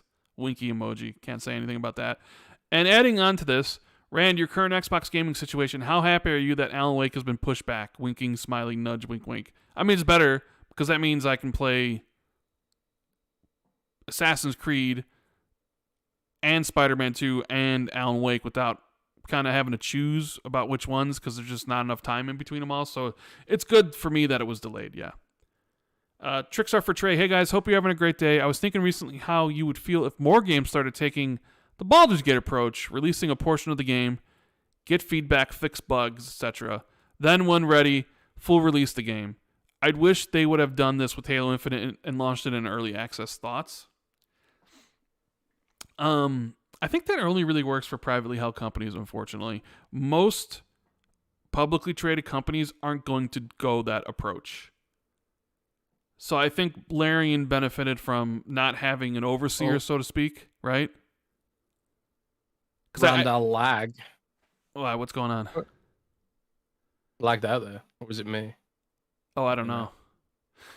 Your internet might be spotty, bro. We got to get through these. Patreons. Well, the upload on my modem turned red, so we probably got to get through these questions because I have a feeling this internet's gonna die. So I don't know. Did you hear the question? Did you read the question? Nope, I couldn't hear it. Basically, how would you feel if more games took the Baldur's Gate approach of doing early release or early access? Early access. I think more games should do it, probably, where it makes sense. Like, the structure of Baldur's Gate kind of lends itself pretty well to that kind of thing, because each area could have been like an update or kind of whatever, and stuff like that. Or, like, one area could have been a way of gathering feedback on whether their systems and their combat stuff was working, I think it's a good thing, and I think more developers should be open to doing it, AAA developers. I often think, like, the issues with Battlefield, handful of influencers and stuff, but it's different if there's, like, 5 people telling you, this is dumb, don't do it, or if there's, like, 1 million people telling you this is dumb, don't do it. So, like, yeah, a lot of people say Battlefield 2042 is good now, but, yeah, we wouldn't even be in this situation if they hadn't, put themselves in it. So yeah, early access is good. More devs should do it, especially for multiplayer games. It served Grounded well. It would have served Sea of Thieves well if they'd done it. But I don't know. Yeah. I'm looking at all my stuff. Like, everything seems to be fine, but people are saying that it's just lagging. So I don't know. Like YouTube says excellent connection. OBS says connection's good. Discord connection's good. I don't know. Maybe it's YouTube. It might be YouTube because I saw the chat lagging out. Let's just get through the questions quickly. Yeah. People are saying now it's really gone. It is peak on Friday. Like, okay. Let's get through these questions. Jez, monitor their chat to see what people are saying because we do have a super chat here. James Wiseau, bonjour from Paris. The girlfriend has gone to sleep, so just tucking in to show support before I get some Z's too. Enjoy Starfield, chaps. Thanks, James. I mean, I don't know. It's everything's fine on my end. It's just whatever reason. It's just I don't know. I don't know what's happening. So, my answer to that question was basically that they're independent, so they can do what they want. Publicly traded companies tend not to do early access stuff for whatever reasons. So, Don Otaku says, "What up, chaotic good Rand and neutral evil Jez? What is your take on IGN making a mistake in their game still to come 2023 video and forgetting to put Xbox as a platform for Alan Wake 2, Lies of P, and Mortal Kombat 1? Also, Scoville on IGN calling out a fan that made a tweet pointing it out. Personally, I don't believe this was just some mistake, and there's more than enough evidence from IGN alone to justify my claims, but I want to hear what Xbox 2 has to say about it." We actually talked, that was the topic, actually. So, yeah, we talked about that. Yeah. I think it was a genuine mistake, but there's probably, they're big enough that they should have an editorial process to catch that kind of thing. It's easy for me to say because I only cover Xbox. So like if we did a video like the best games coming out Xbox and PC, like if we don't mention the PlayStation or Nintendo version, that's just because it's not what we cover, But they espouse to be multi-platform, so I suppose they should have an editorial process for it. And it is strange that leaked, or not leaked, but that came out without the Xbox logo on the games coming out. And even Lies of P being a Game Pass game, which I don't think was mentioned. You would think somebody would catch that, whose like job it is to no one make the video and then review the video before it up. They're like, oh, look, we made a mistake here. So, Stranzo says, question for Rand. Why were you so quiet during the show with Colin? I think your talk time ended up being under 20%. Was I quiet, Jez? I didn't think I was quiet. I don't think you were quiet.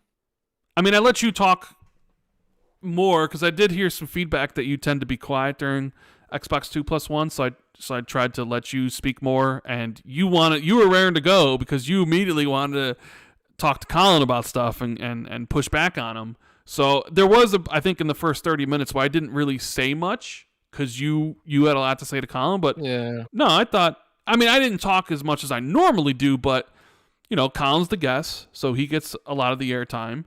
And there's two of us, and I know that Jez has kind of been unrepresented in some of the previous ones, so Jez had a lot to say, and, I got in there when I thought was appropriate. Yeah. Gucci cheese. I've been bitten by a mosquito. God damn it. With the review copies out, and with Microsoft giving out so many different outlets, as well as Ryan, congrats, man. Thank you. I think it's safe to say they're confident in this game. Okay.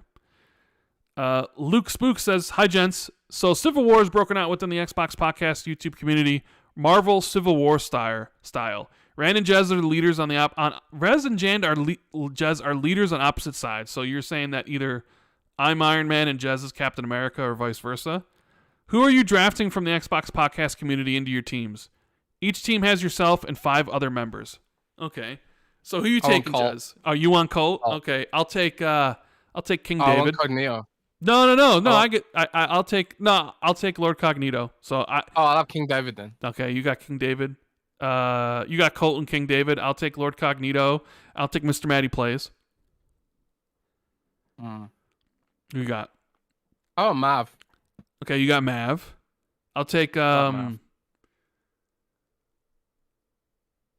I'll take Dealer.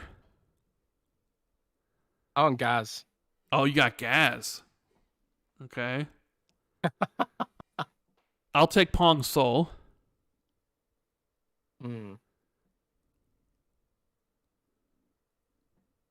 This is hard. Yeah. I'm trying to think of everyone. We need a list of all the people that exist. I'll take Addict. You take Addict, okay. So how many is that? So me. That's a lot. I'll take Dirk Riggedy.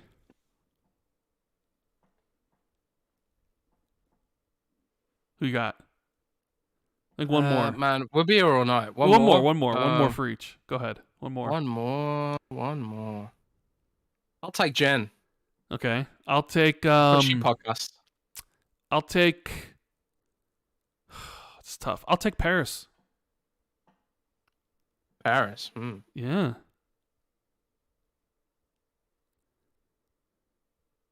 Who you got? You want any more? Or are you done? I'll take Gary Witter. Okay. I'll take Sicka Mechanico. I'll take John. Oh. I don't want Nick. Yeah, I mean, nobody wants Nick. So you can take Jesse from Xbox era. Nick could be Thanos. Nobody wants Nick. He's undrafted. Poor Nick.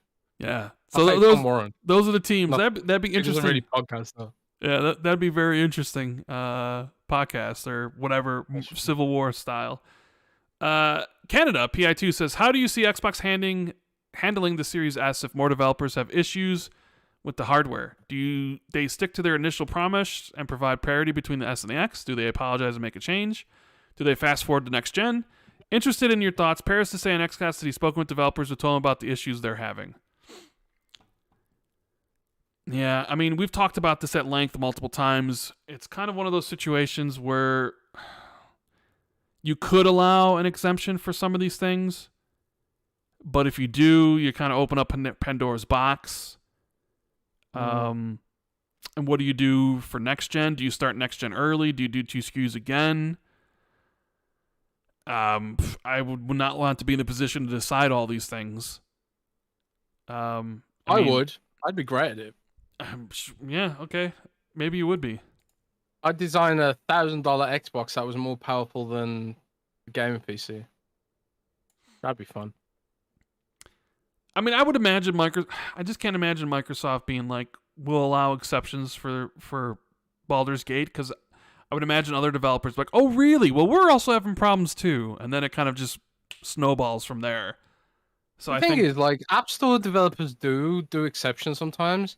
I know, like, Netflix and Spotify have some kind of concessions from their app stores in some ways. And Amazon does as well, or it did for a while. I think Google eventually took it away, but I don't know. I think it's just, at the end of the day, you got to think about your customers. And the fact of the matter is, the Xbox Series S is to blame for Baldur's Gate not coming to Xbox first or on time or whatever. Wait, what? What'd you say? I didn't hear that. I said the Xbox Series S is to blame and for Baldur's Gate. Is it though? Really though? It's been cited as a reason. Sure, it's been cited, but I still do not think they were releasing this game with the PS5 version.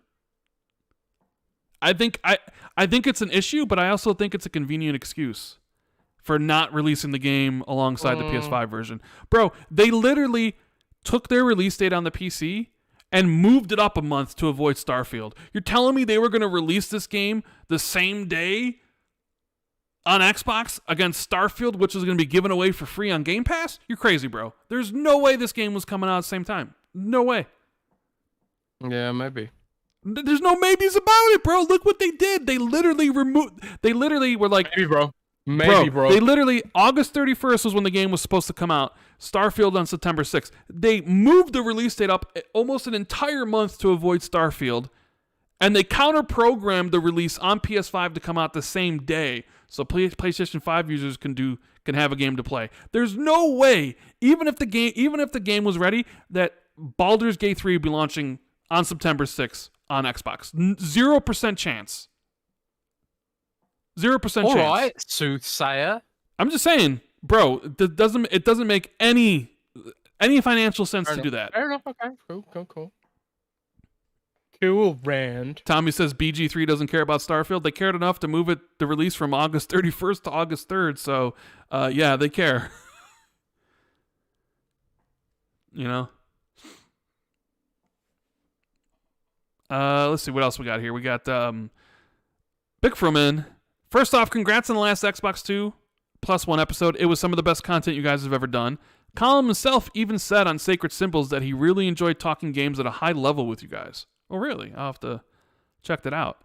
Anyways, since Xbox won't make its own handheld, do you guys think they'll ever optimize the Steam Deck and other handheld to support Game Pass, kind of like the Ally? Thanks again and keep up the great work. So this is right up your alley here, Jez. Make it its own handheld, optimize the Steam Deck and other handhelds, blah, blah, blah, blah, blah. Do you think that's something in the pipeline? What, Xbox? Sorry, I missed the Well, he says, that question. Anyways, since Xbox won't make its own handheld, do you guys think they'll ever optimize the Steam Deck and other handhelds to support Game Pass like the Ally? Yes. Not the Steam Deck, probably. The Steam Deck is Steam based, and I don't think Valve wants Game Pass on Steam Deck. But I know that Microsoft has a team that are building a better handheld gaming experience for Windows right now. Right now. But given how slow the pace of Windows development is, probably won't see anything of that for probably a year at the earliest. But hey, I could be wrong. Maybe Microsoft's already started the process. But you know, there's a lot of these handhelds coming. Lenovo's going to announce one soon. The Lenovo Legion Go, I think it's called. And Lenovo Legion Go looks like it's going to be a beast. 8-inch display with detachable controllers like a Nintendo Switch. It looks like, and it's got a kickstand as well. Basically, there's a lot of stuff that the Asus ROG Ally doesn't do, and also it's black, so which makes it better automatically. So the space is getting really exciting. The missing link is Windows. Windows is garbage. Windows is garbage for these kind of devices. It's like, you know, clicking around on a tiny screen, using touch and whatever. Like the Legion Go has a trackpad, but even then, it's like, man, it's not a very pleasant experience, you know.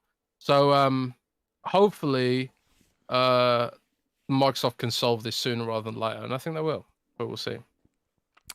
And Mixradia Secret of Heart says, hello, Rand. Glad to see you are not Randall Sleep because you probably played something very interesting last night. Quick question for both because I never had a 360. What are the best 360 games out of the top of your mind that have not been remastered or re-released?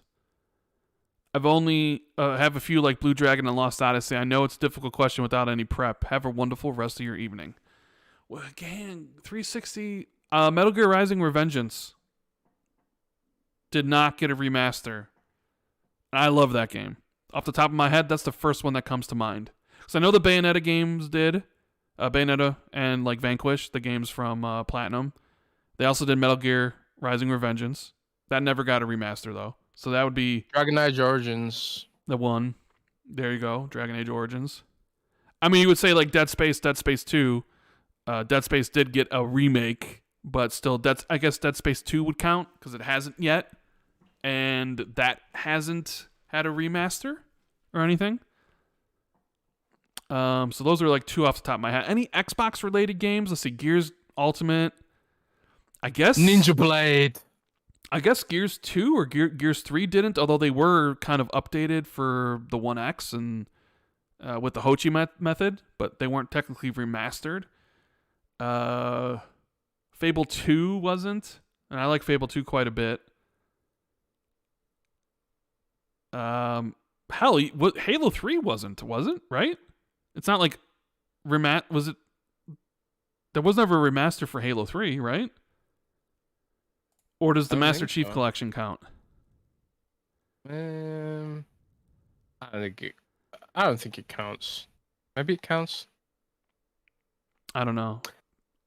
But those are the ones off the top of my head. I'd take Dragon Age, Metal Gear Rising. I mean, it's not a 360 game, but Metal Gear Solid 4, man. Someone RN4L in the chat says, Jez is low-key Sony fan. It's sickening. Yeah. What? Why? He says you're low-key a Sony fan. It's sickening. I just have to laugh because I know you, and you are not a Sony fan whatsoever. I don't even own a PlayStation, bro. You're low-key a Sony fan, even though you don't own a PlayStation and never finish any of their games anyways. Like, what are we talking about, That's not bro? true. I finished The Last of Us. Okay, one game out of whatever. Shout out to Gaz in the chat, who just, I think I saw on Twitter, just released his newest sauce video. Oh snap! New sauce. New sauce. Hey, are you excited to meet Gaz at Gamescom? Hell yeah, my chip brother. Yeah. I always think it's funny just because, you might critique Xbox in a way that maybe kind of puts Sony in a better light. People are like, goddamn Jez, such a Sony fan.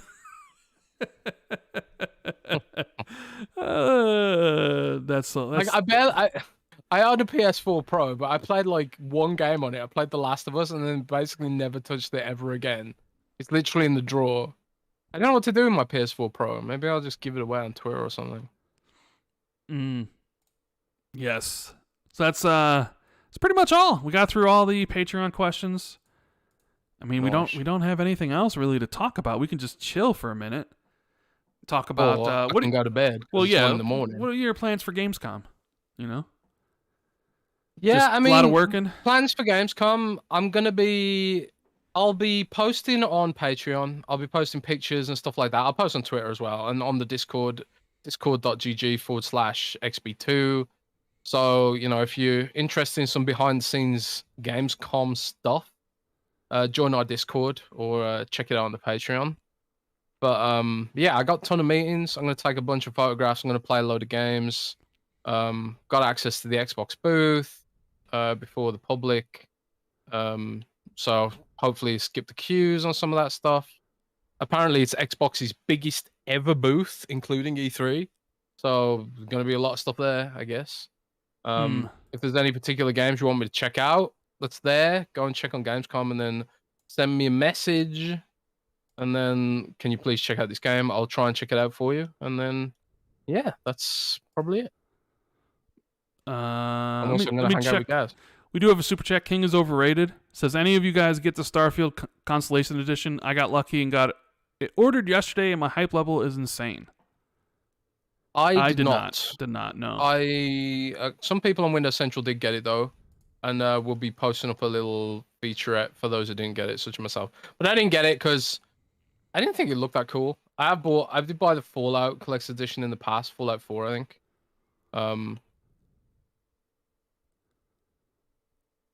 But yeah. I'm trying to think. Someone said we missed one of his questions, but I don't see any other questions in Patreon. And I got all the super chats, so I see Tommy said we missed his question, but I don't see anything.